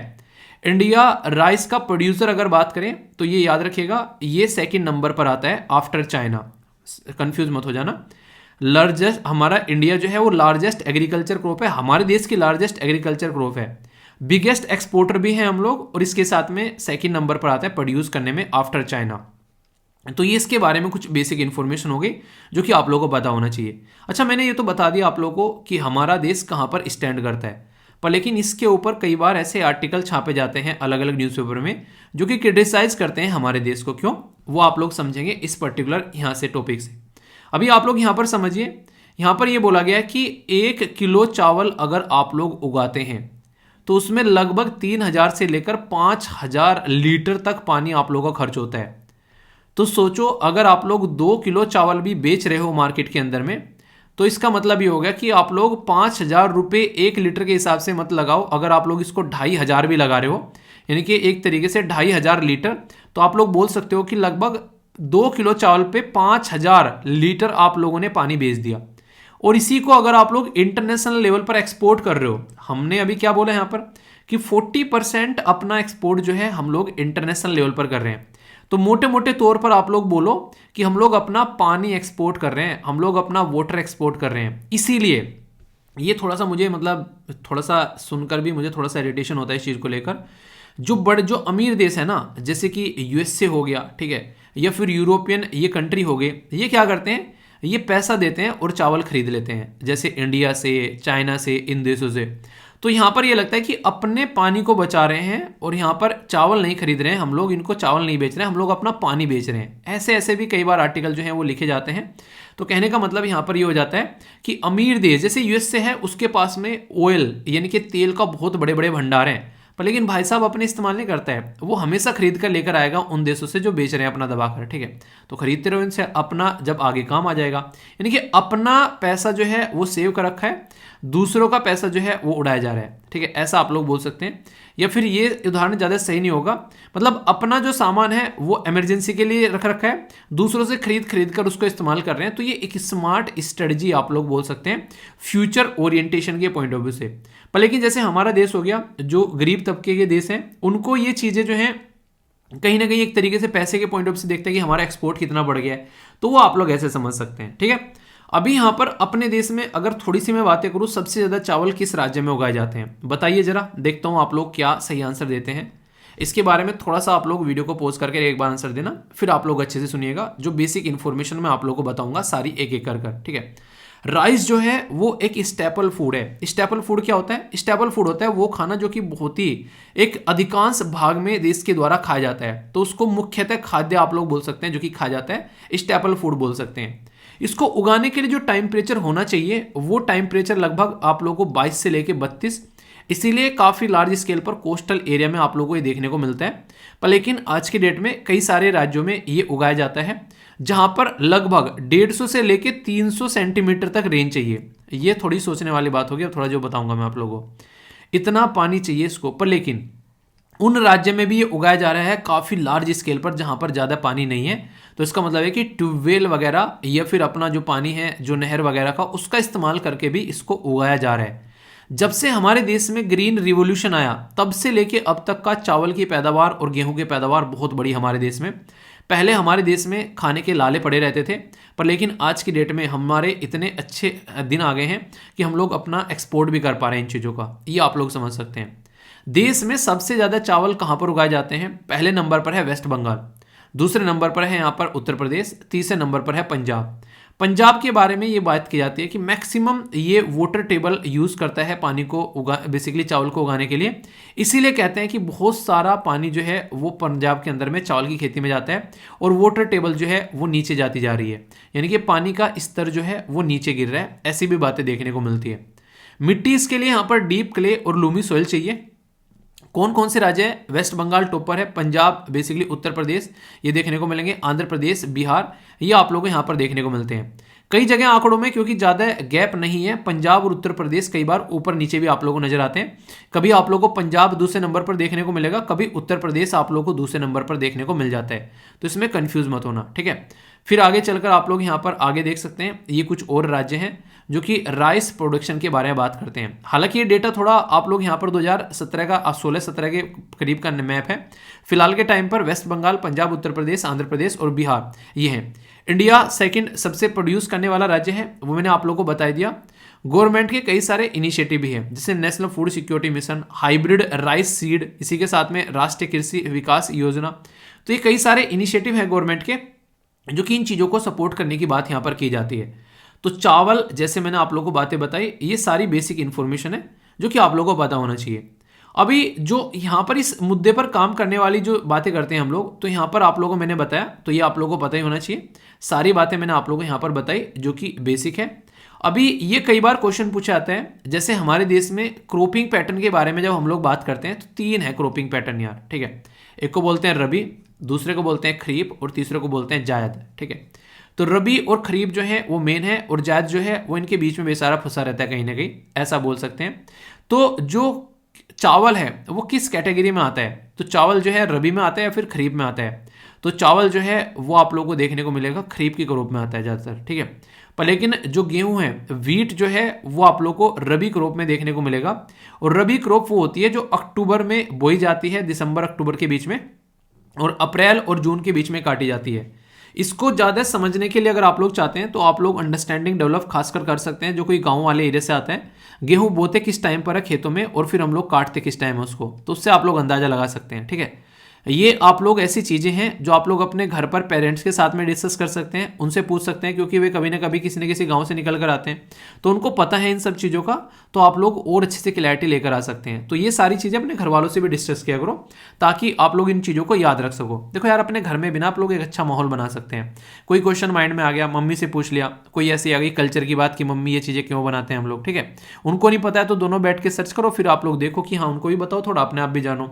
तो ये होता है एक तरीके से अच्छा माहौल बनाकर चीज़ों को लेकर चलना। ये सारी चीज़ें आप लोग घर पे कर सकते हैं आसानी से। ठीक है, तो ये सारी चीज़ें जो मैंने आप लोगों को यहाँ पर बताई, ये तो देश की बता दी। अब इंटरनेशनल लेवल पर भी कोई पूछे तो सबसे पहले नंबर पर चाइना है, दूसरे नंबर पर इंडिया, तीसरे नंबर पर इंडोनेशिया, और फिर बांग्लादेश, और फिर आप लोगों को वियतनाम। तो टोटल 5 तो कम से कम आप लोगों को याद रखने। बाकी के नीचे वाले ऊपर नीचे होते रहते हैं, कभी कोई सा आ गया, कभी कोई सा आ गया। तो ये बेसिक इंफॉर्मेशन मैंने आप लोगों को नेशनल लेवल पर बता दी कौन कौन से राज्य हैं, और इंटरनेशनल लेवल पर बता दी कौन कौन से देश हैं। अगर ये यहाँ पर प्रोडक्शन के बारे में हम लोग बात करेंगे यहाँ पर, अभी हम लोग बात करेंगे जो ये पर्टिकुलर न्यूज़ है उसके बारे में, ताकि चीज़ें आप लोग अच्छे से समझ पाओ। बासमती राइस, चावल में इसको एक तरीके से चावलों का राजा आप लोग बोल सकते हैं। ओरिजिन इसका इंडिया है, पर लेकिन कई सारे पार्ट पाकिस्तान के भी हैं। इसलिए अभी इंटरनेशनल लेवल पर इंडिया और पाकिस्तान लड़ रहे थे जीआई टैग को लेकर। यहाँ पर बेसिकली राइस के पाकिस्तान बोल रहा है हम देंगे, इंडिया बोल रहा है हम देंगे। तो इसके ऊपर कई बार मुद्दे भी चलते हैं। पाकिस्तान बोलता है कि हमारा ओरिजिन है, इंडिया बोलता है कि हमारा ओरिजिन है। तो देखो, कहने के लिए तो पाकिस्तान तो वैसे बोल रहा है हमारा ओरिजिन है, पर इनडायरेक्ट में बोला जाए तो पाकिस्तान भी तो हम में से ही निकला है ना। तो इनडायरेक्ट में बोला जाए तो हम है मेन ओरिजिन वाले। तो आप लोग ही क्या रहे हैं इसके बारे में, ठीक है। वही ना गदर मूवी का डायलॉग, बाप बाप होता है और बेटा बेटा होता है। पर लेकिन आज के डेट में कंट्री है पाकिस्तान, तो रेस्पेक्ट करें हम, ऐसी बात नहीं है। पर लेकिन फिर भी कुछ चीज़ें ऐसी होती हैं कि जो मान लेनी चाहिए इंसान को, ठीक है। तो उनमें से ये भी एक ही है। तो यहाँ पर हमारे देश में भी है, खासकर अगर बात करें कल्टिवेटेड किया जाता है काफ़ी लार्ज स्केल पर, जो हिमालय का फुटहिल वाला एरिया है, जैसे उत्तर प्रदेश हो गया, बिहार हो गया, जैसे मैंने आप लोगों को बताया, ठीक है। ये पर्टिकुलर जो रीजन है यहाँ पर, तो काफ़ी लार्ज स्केल पर कल्टीवेट किया जाता है यहाँ पर हमारे देश में। तो ये काफ़ी बड़ा दाना होता है, आप लोगों ने देखा होगा, काफ़ी यूनिक होता है और काफ़ी अच्छा रहता है, खिला खिला। देखा चावल बनाते हैं तो कितना खिला खिला रखता है। जैसे चावल भी कई तरह, कोई खिचड़ी वाले चावल होते हैं, ठीक, खीर वाले चावल आप लोगों को देखने को मिलेंगे, नॉर्मल चावल आप लोगों को, पुलाव वाले चावल अलग। तो ये सारी अलग अलग वैरायटी आप लोगों को देखने को मिलती है। काफ़ी एक तरीके से बनाने के तरीके भी अलग होते हैं, इनको आप लोगों ने अक्सर देखा होगा। तो हिमाचल प्रदेश, पंजाब, हरियाणा, दिल्ली, उत्तराखंड, मध्य प्रदेश, ये यूटी, जम्मू एंड कश्मीर और वेस्टर्न उत्तर प्रदेश में काफ़ी लार्ज स्केल पर उगाया जाता है बासमती राइस। मैं नॉर्मल चावल की बात नहीं कर रहा हूँ, उसके साथ में कंपेयर मत करना। ये वाइडली कंज्यूम किया जाता है हमारे देश में भी और इंटरनेशनल लेवल पर भी। 2019 में इंडिया ने अकाउंट किया 65% of international trade in basmati, जबकि पाकिस्तान ने है जो रिमेनिंग जो है 35। तो आप लोग यहाँ से अंदाजा लगाइए, मतलब टोटल 100% जो बासमती है दुनिया में जहाँ जहाँ भी जा रहा है चावल, या तो इंडिया का होगा या फिर पाकिस्तान का होगा। यानी कि दो ऐसे देश हैं बासमती चावल को बेचने वाले, सबसे ज़्यादा कौन है, इंडिया और पाकिस्तान। तो ये काफ़ी इंपॉर्टेंट मुद्दा है, यहाँ से आप लोग इसको समझ सकते हैं, कनेक्ट कर पाएंगे आप लोग, ठीक है। तो इसीलिए यहाँ पर दोनों की लड़ाई भी हो रही थी इसको लेकर, ठीक है। अभी यहाँ पर ये सारा इसका स्टैंडर्ड जो तैयार करना है वो काम किसको दिया गया है, तो वो रेस्पॉन्सिबिलिटी दी गई है किसको, FSSAI को। तो food safety and standard authority को बोला गया कि इसका स्टैंडर्ड तैयार करो। तो यहाँ पर ये नोटिफाई किया जा रहा है इसका स्टैंडर्ड तैयार करने के लिए। तो इसमें अमेंडमेंट किया जा रहा है और इसी के साथ में एम ये है कि फेयर प्रैक्टिस हो बासमती का जो व्यापार हो उसको लेकर। तो इसके चलते स्टैंडर्ड क्या रहेंगे कि नेचुरल फ्रेगनेंस जो उसके अंदर रहती है, उसका कैरेक्टर है बासमती चावल का, उसके अंदर एक प्यारी सी खुशबू आती है, ठीक है। इसी के साथ में कोई आर्टिफिशियल चीज़ें नहीं होनी चाहिए। इसी के साथ में इसका जो साइज़ है उसको देखना पड़ेगा, क्या उसके साथ में कुछ ऐसा नहीं कि क्या क्या कंडीशन हो रही है उसको पहले और बाद में, नहीं भिगोने के बाद में, पकाने के बाद में, वो सारी चीज़ें। तो एक नेचुरल प्रोसीजर में चीज़ें चलनी चाहिए, क्योंकि जब भी हम लोग इंटरनेशनल लेवल पर कोई चीज़ें ले जाकर बेचते हैं, सबसे गलत चीज़ क्या रहती है कि हमारी चीज़ों पर क्वेश्चन मार्क लगते हैं कि इसके अंदर तो ये कमी है, उसके अंदर तो वो कमी है। तो मतलब किसान जो है इतनी मेहनत कर कर कर खेतों में सामान उगा रहे हैं और फिर इंटरनेशनल लेवल पर जब ये जाता है इंटरनेशनल मार्केट में, तो हमारी इंसल्ट होती ही वहाँ पर नजर आती है कि यार ये इंडिया का है, सही स्टैंडर्ड का नहीं है। तो वहाँ पर कहीं ना कहीं एक तरीके से हमारे किसानों की भी इंसल्ट होती है। तो क्यों ना हम पहले ही अगर प्रोडक्ट कोई बेचना है तो वो ऐसा होना चाहिए ताकि उसमें कोई कमी ना हो, उस तरीके से लेकर जाना है। अभी आप लोगों ने देखा हमारे देश की कप सिरप जो है अफ्रीकन कंट्री में बेची गई, तो उसकी वजह से कितनी इंटरनेशनल लेवल पर बेइज्जती हुई। तो ये उस कंपनी के बारे में कोई भी नहीं जानता है, पर इंडिया के बारे में सब जानते होंगे, यार इंडिया की कंपनी थी, उसने यहाँ पर ये आकर बेचा और उसकी वजह से बहुत सारे बच्चों की जान चली गई। समझ रहे हैं कि बेइज्जती किसकी हो रही है, बेइज्जती भाई साहब देश की हो रही है। तो ये थोड़ा सा सोच के काम करना है हमें, जब भी कोई इंटरनेशनल लेवल पर चीज़ें लेकर जाएं तो कम से कम देश का इज्जत रखें, उसको समझें, उसके बाद में कोई काम करें। इसको देखने वाली बॉडी कौन सी है, तो एक बॉडी भी आप लोगों की यहाँ पर कवर हो रही है, यह है food safety and standard authority of India. ये बहुत ही इंपॉर्टेंट डिपार्टमेंट है अगर फूड सेफ्टी के बारे में बात करें। ये खासकर फूड के अंदर कुछ गड़बड़ नहीं होनी चाहिए। 20 शकल मूवी देखी है, किस किस ने देखी है, देखी होगी, मैंने बात की थी पहले उसके बारे में और टेलीग्राम पर जैसे मैंने बताया था शेयर की थी। अगर नहीं देखी है तो देखना और घर वालों को भी दिखाना, आप लोग के चक्षु खुल जाएंगे कि कैसी कैसी गंदगी जो मिलावट की जाती है। जो बाहर जाते हो ना मजे में खाते हो यार, ये भी खा लेते हैं वो भी खा लेते हैं, बाहर जाया करो तो बस अपना नॉर्मल चीज़ें खाया करो, जैसे फल फ्रूट्स हो गया या फिर कुछ भी ऐसी चीज़ें थोड़ी सी जो ठीक ठीक लगती हैं। तो ऐसा कुछ नहीं कि उल्टी सीधी चीज़ें खाओ, उसमें कुछ ना कुछ मिलावट देखने को मिलती है ज़बरदस्त तरीके से। ये स्टैब्लिश की अभी एक न्यूज़ और निकल कर आई थी कि 15% सब स्टैंडर्ड का सामान मार्केट में देखने को मिल रहा है। ये तो खुद गवर्नमेंट की एजेंसी बोल रही है। अब लोग खुद सोचो मिलावट का और कितना सामान होगा, तो ये ध्यान रखा करो। हेडक्वार्टर न्यू दिल्ली में है, मिनिस्ट्री ऑफ हेल्थ के अंदर में आते हैं क्योंकि हेल्थ के बारे में बातें कर रही है। इस्टेब्लिश की गई थी एक एक्ट के थ्रू जिसको food safety and standard authority act बोलते हैं हम लोग, ठीक है। प्यारी बात क्या है यहाँ पर कि हमारे देश में खाने का स्टैंडर्ड कैसा रहना चाहिए उसके बारे में बताने वाली ऑर्गेनाइजेशन है, और एक स्टैट्यूटरी बॉडी है। स्टैट्यूटरी बॉडी वो बॉडी होती है जो एक स्टैट्यूट यानी कि जो कानून पास कर कर बनाई गई है। तो 2006 में कानून पास कर कर बनाई गई। ये रेस्पॉन्सिबल है प्रोटेक्ट करने के लिए और प्रमोट करने के लिए पब्लिक हेल्थ और regulation and supervision of the food, कि कैसा कैसा फूड कहाँ कहाँ पर कैसे मिल रहा है। तो ये काफ़ी इंपॉर्टेंट है। आप लोगों ने एक सिस्टम के बारे में पढ़ा था कि हमारे देश में 5 स्टार रेटिंग दी जा रही है रेलवे स्टेशंस को, ठीक है। तो वो काम भी यहाँ पर यही अथॉरिटी करती हुई नजर आ रही है कि खाने का स्टैंडर्ड जो है वो देश के अंदर बना रहे, ठीक है। तो इसलिए कहता हूँ यार, हमेशा जब भी खाना खाना है, खासकर अगर बाहर जाते हो या तो अपना घर से पैक करवा के लेके जाया करो, या फिर बाहर जाते हो तो फल फ्रूट्स खाओ, जूस वगैरह पियो। इसके अलावा वैसा खाना मत खाओ। जूस की जगह मैं तो बोलूँगा कि फल फ्रूट्स ही खाओ, उसमें पता नहीं क्या क्या मिला देते हैं कई बार, ठीक है। ऐसा नहीं कि बिल्कुल ही नहीं खाना है, मैं ऐसा नहीं कि मैं आप लोगों को एक तरीके से साधु महात्मा बना रहा हूँ। एक बच्चा कहता है कि सर ऐसा लगता है कभी कभी तो आपकी बातें सुन के जैसे बिल्कुल साधु महात्मा बन जाएंगे हम आपसे, आपके कॉन्टैक्ट में रह रह के। यार देखो, ऐसा तो बिल्कुल नहीं है कि मैं साधु महात्मा बना रहा हूँ, पर हाँ मेरा पूरा पर्पज़ ये रहता है कि आप लोगों की ज़िंदगी थोड़ी सी बेटर रहे। क्योंकि अगर हेल्थ सही नहीं रहेगी तो फिर ना आप लोग पढ़ पाओगे, और पढ़ नहीं पाओगे तो कहीं ढंग की जगह नहीं जाओगे, और वैसे भी ज़िंदगी में परेशान फिर देखने को मिलती है ज़िंदगी, ठीक है। तो उल्टे सीधे कोई चिप्स खा रहा है, कोई बर्गर खा रहा है, कोई पिज्ज़ा खा रहा है, खा लो कभी कभी, 1 महीने में 1 बार खा लिया, चलता है इतना, ठीक है। पर लेकिन उसको अगर आप लोग रूटीन में बना लो कि हाँ यार उसको तो हर हफ्ते में 2-2 3-3 बार खा रहे हो, तो यार वो तो यार अपना खेल खेलेगा फिर आप लोगों के शरीर के साथ में, बोलने वाली कोई बात ही नहीं है, ठीक है। इनिशिएटिव कैसे हैं, जैसे स्टेट फूड सेफ्टी इंडेक्स तैयार किया गया ताकि यहाँ पर कई सारे पैरामीटर को चेक कर कर प्रॉपर खाने के ऊपर ध्यान दिया जा सके। ईट राइट अवार्ड दिया जा रहा है ताकि एक तरीके से सेफ्टी और हेल्थी के ऊपर फोकस किया जा सके। ईट राइट मेले लगाए जा रहे हैं ताकि लोग जो है मेले में आके फिर गाना गाए, मेला दिलों का आता है, ठीक है। तो इस तरीके से आप लोग समझ सकते हैं, तो चीज़ों को सही तरीके से लेकर चलने की बात की जा रही है। तो गवर्नमेंट अपनी तरफ से कोई कसर नहीं छोड़ती है। अब दिक्कत क्या है कि हम लोग उसके बारे में ढंग से अंडरस्टैंड नहीं करते हैं और ना ही उनको इम्प्लीमेंट करते हैं। तो ये अपने ही आप में काफ़ी इंपॉर्टेंट टॉपिक यहाँ पर हो जाता है, ठीक है। तो एक एक बात मैंने आप लोगों को यहाँ पर बताई कि किस तरीके से चीज़ें जो हैं वो क्या क्या चल रही हैं, क्यों इसका स्टैंडर्ड की बात कर रहे हैं, बासमती राइस क्या है, तो ये सारी बातें हैं। कुछ क्वेश्चंस मैं आप लोगों के अटेम्प्ट करवाऊंगा जिससे कि आप लोग इस टॉपिक को और अच्छे से अंडरस्टैंड कर पाओगे, ठीक है। पहले तो एक क्वेश्चन आप लोगों से यूपीएससी के भी हैं और दोनों हैं मिक्सअप आप लोगों को देखने को मिलेंगे, एक एक कर देखते हैं, ध्यान से अटेम्प्ट करना। 2019 में यूपीएससी ने डायरेक्ट क्वेश्चन पूछा, कोई ज़्यादा ताम झाम नहीं, सीधा स्ट्रेट फॉरवर्ड क्वेश्चन कि among the following which of, बात की जा रही है कि जो नीचे कंट्री दे रखी है तो which one is the largest exporter of the rice in the world in the last 5 year. तो समझ सकते हैं आप लोग, इंडिया, चाइना, म्यांमार और यहाँ पर वियतनाम। तो China, India, Myanmar and Vietnam. तो ऑप्शन क्या है, एक्सपोर्टर की बात की जा रही है, प्रोड्यूसर की बात नहीं की जा रही है, पर लेकिन यूपीएससी हमेशा साइकोलॉजी के साथ में खेलता है। तो पहला क्वेश्चन आप लोगों को यहाँ पर बेसिकली चाइना का ही ऑप्शन दे रखा है, ठीक है। तो आंसर क्या हो गया, तो मैंने अभी डिटेल में एक्सप्लेन किया आप लोगों को। 2013 में डायरेक्ट क्वेश्चन यूपीएससी ने पूछा, जो मैंने रबी क्रॉप और जायद जो बेसिकली उसके बारे में बात की थी, जायद क्रॉप के, वो स्लाइड पूरी आप लोगों की यहाँ पर काम आ जाती है। कॉटन, ग्राउंडनट, राइस और वीट।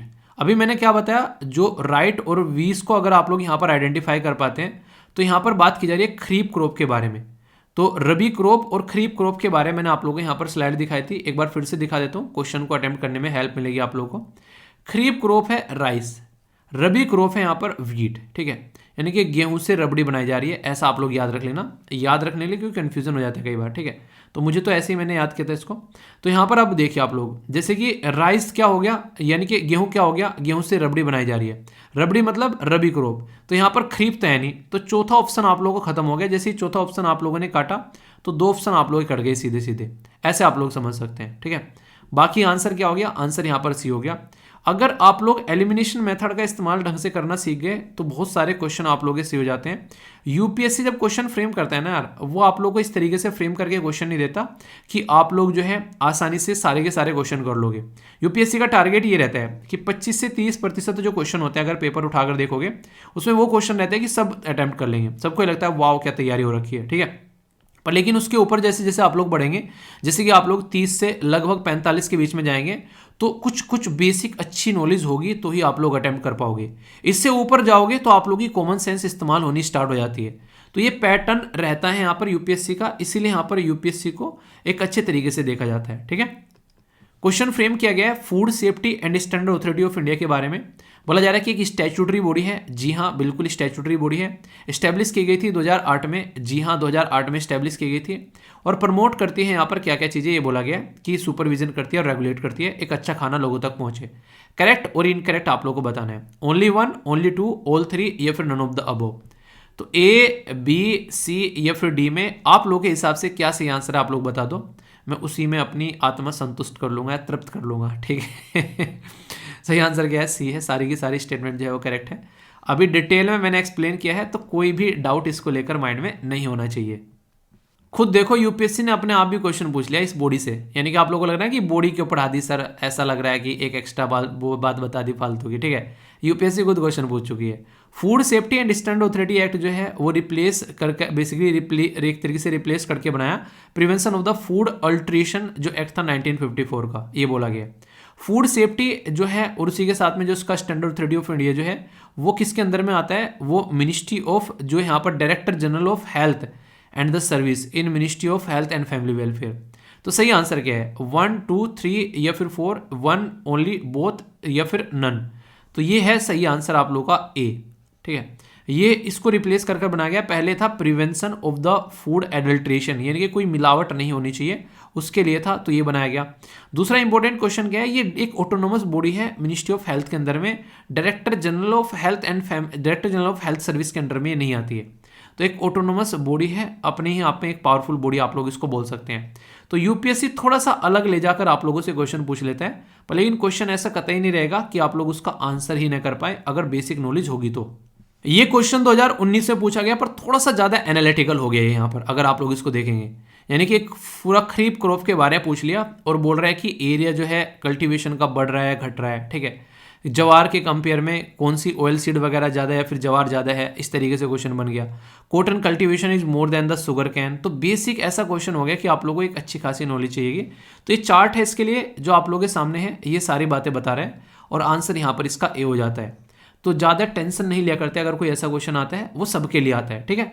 तो उसको ये सोचकर समझो कि हाँ अटेम्प्ट कर देखो, एलिमिनेट हो रहा है अच्छी बात है, नहीं हो रहा तो टेंशन नहीं लिया करते, आगे बढ़ा करते हैं एग्जाम के अंदर में। तो हम लोगों ने पहले तो ये देखा कि हमारे देश में इनिशिएटिव क्या है, कैरेक्टरिस्टिक क्या है बासमती राइस के बारे में, स्टैंडर्ड क्या तैयार करने की बात की जा रही है, food safety and standard authority इसके ऊपर काम कर रही है, गवर्नमेंट के क्या क्या इनिशिएटिव है, कुछ बेसिक इन्फॉर्मेशन क्या क्या है, रबी क्रॉप और जायद क्रॉप, राइस की बेसिक इन्फॉर्मेशन क्या है, इंटरनेशनल लेवल पर क्या सिनेरियो है राइस को लेकर, एक तरीके से हमारे देश का कहाँ राज्य में कहाँ पर है, विदेशों के अंदर में कहाँ पर है। और ये जो क्वेश्चन है ये भी आप लोगों को एक एक कर मैंने सारे अटैम्प्ट करवा दिए। इसी के साथ में कोई कंफ्यूजन अब आप लोगों के माइंड में इसको लेकर नहीं होना चाहिए। तो ये हो गया कंप्लीट टॉपिक आप लोगों का, बहुत ही डिटेल में बेसिक बैकग्राउंड इन्फॉर्मेशन के साथ में प्लस प्रैक्टिस के साथ में। तो ऐसे आप लोग समझ सकते हैं। तो मज़ा आया कि नहीं आया, ठीक है। तो यही मज़ा मैं सबको देना चाहता हूँ, ओके। बता दिया करो जहाँ पर कोई डाउट हो, डाउट लेकर साथ में नहीं जाना है, फीलिंग अच्छी होनी चाहिए कि हाँ मज़ा आ गया पढ़ के, ठीक है। तो बताना जरूर। आज का डिस्कशन इतना ही रखते हैं, बाकी इसके लिए टेंशन मत लेना। फिर से मैं बोल रहा हूँ, बहुत सारे बच्चे मेल करने लग जाते हैं, मैसेज करने लग जाते हैं, इंस्टाग्राम पता नहीं कहाँ लग जाते हैं। ये सारी चीज़ें मैं डील कर लूँगा अपने आप लोग बस अपनी पढ़ाई पर फोकस करो, क्योंकि ये सारी चीज़ें जो हैं आसानी से बेसिकली ख़त्म की जा सकती हैं। क्योंकि एक हद तक यहाँ पर कोई इंसान जो है किसी को पीछे खींचने की कोशिश कर सकता है। बस थोड़ी सी मुझे बुरी ये बात लगी कि कोई रिसेंट की वीडियो होती समझ में आता है, 2-2, 3-3, 4-4, 5-5 साल पुरानी वीडियो उठाकर यहाँ पर ही हरकतें की जा रही है, तो वो थोड़ा सा इरिटेटिंग लगता है, ठीक है। चलिए जो भी है अच्छे से अपनी लाइफ को एंजॉय करते रहिए, और प्रॉब्लम आती है उसको आगे बढ़ते रहिए लेकर। इसलिए आप लोगों ने देखा होगा कई सारे बच्चे बोले सर नोटिफिकेशन भी नहीं आ रहा है। नोटिफिकेशन कहाँ से आएगा यार, मतलब समझ रहे हैं आप लोग, यूट्यूब ने बिल्कुल चैनल को खत्म कर दिया है, इतना ज़्यादा प्रेशर डाल दिया है चैनल के ऊपर। एक दिन कॉपीराइट स्ट्राइक आती है तो अगले दिन चैनल की जो रीच है वो 50% डाउन हो जाती है इमीडिएटली। तो ये चक्कर आप लोगों को देखने को मिलता है। आज जो है किसी भी बच्चे के पास में नोटिफिकेशन नहीं जा रहा है, यूट्यूब ने चैनल खत्म कर दिया है कंप्लीटली। आप लोग देख रहे हो यहाँ पर कॉपीराइट स्ट्राइक आते यूट्यूब ऐसे कर देता है चैनल की। तो ये दिक्कत है यहाँ पर, तो ये चल रहा है पिछले 6-7 महीनों से, ये कंडीशन झेल रहा हूँ मैं, ठीक है। चलिए कोई नहीं, अच्छे से ध्यान रखिए, नेक्स्ट लेक्चर मिलता हूँ, तब तक ध्यान रखिए। बड़ों को नमस्ते, छोटों को प्यार, छोटी सी लाइफ एंजॉय करार। मिलता हूँ नेक्स्ट वीडियो में, तब तक के लिए जय हिंद।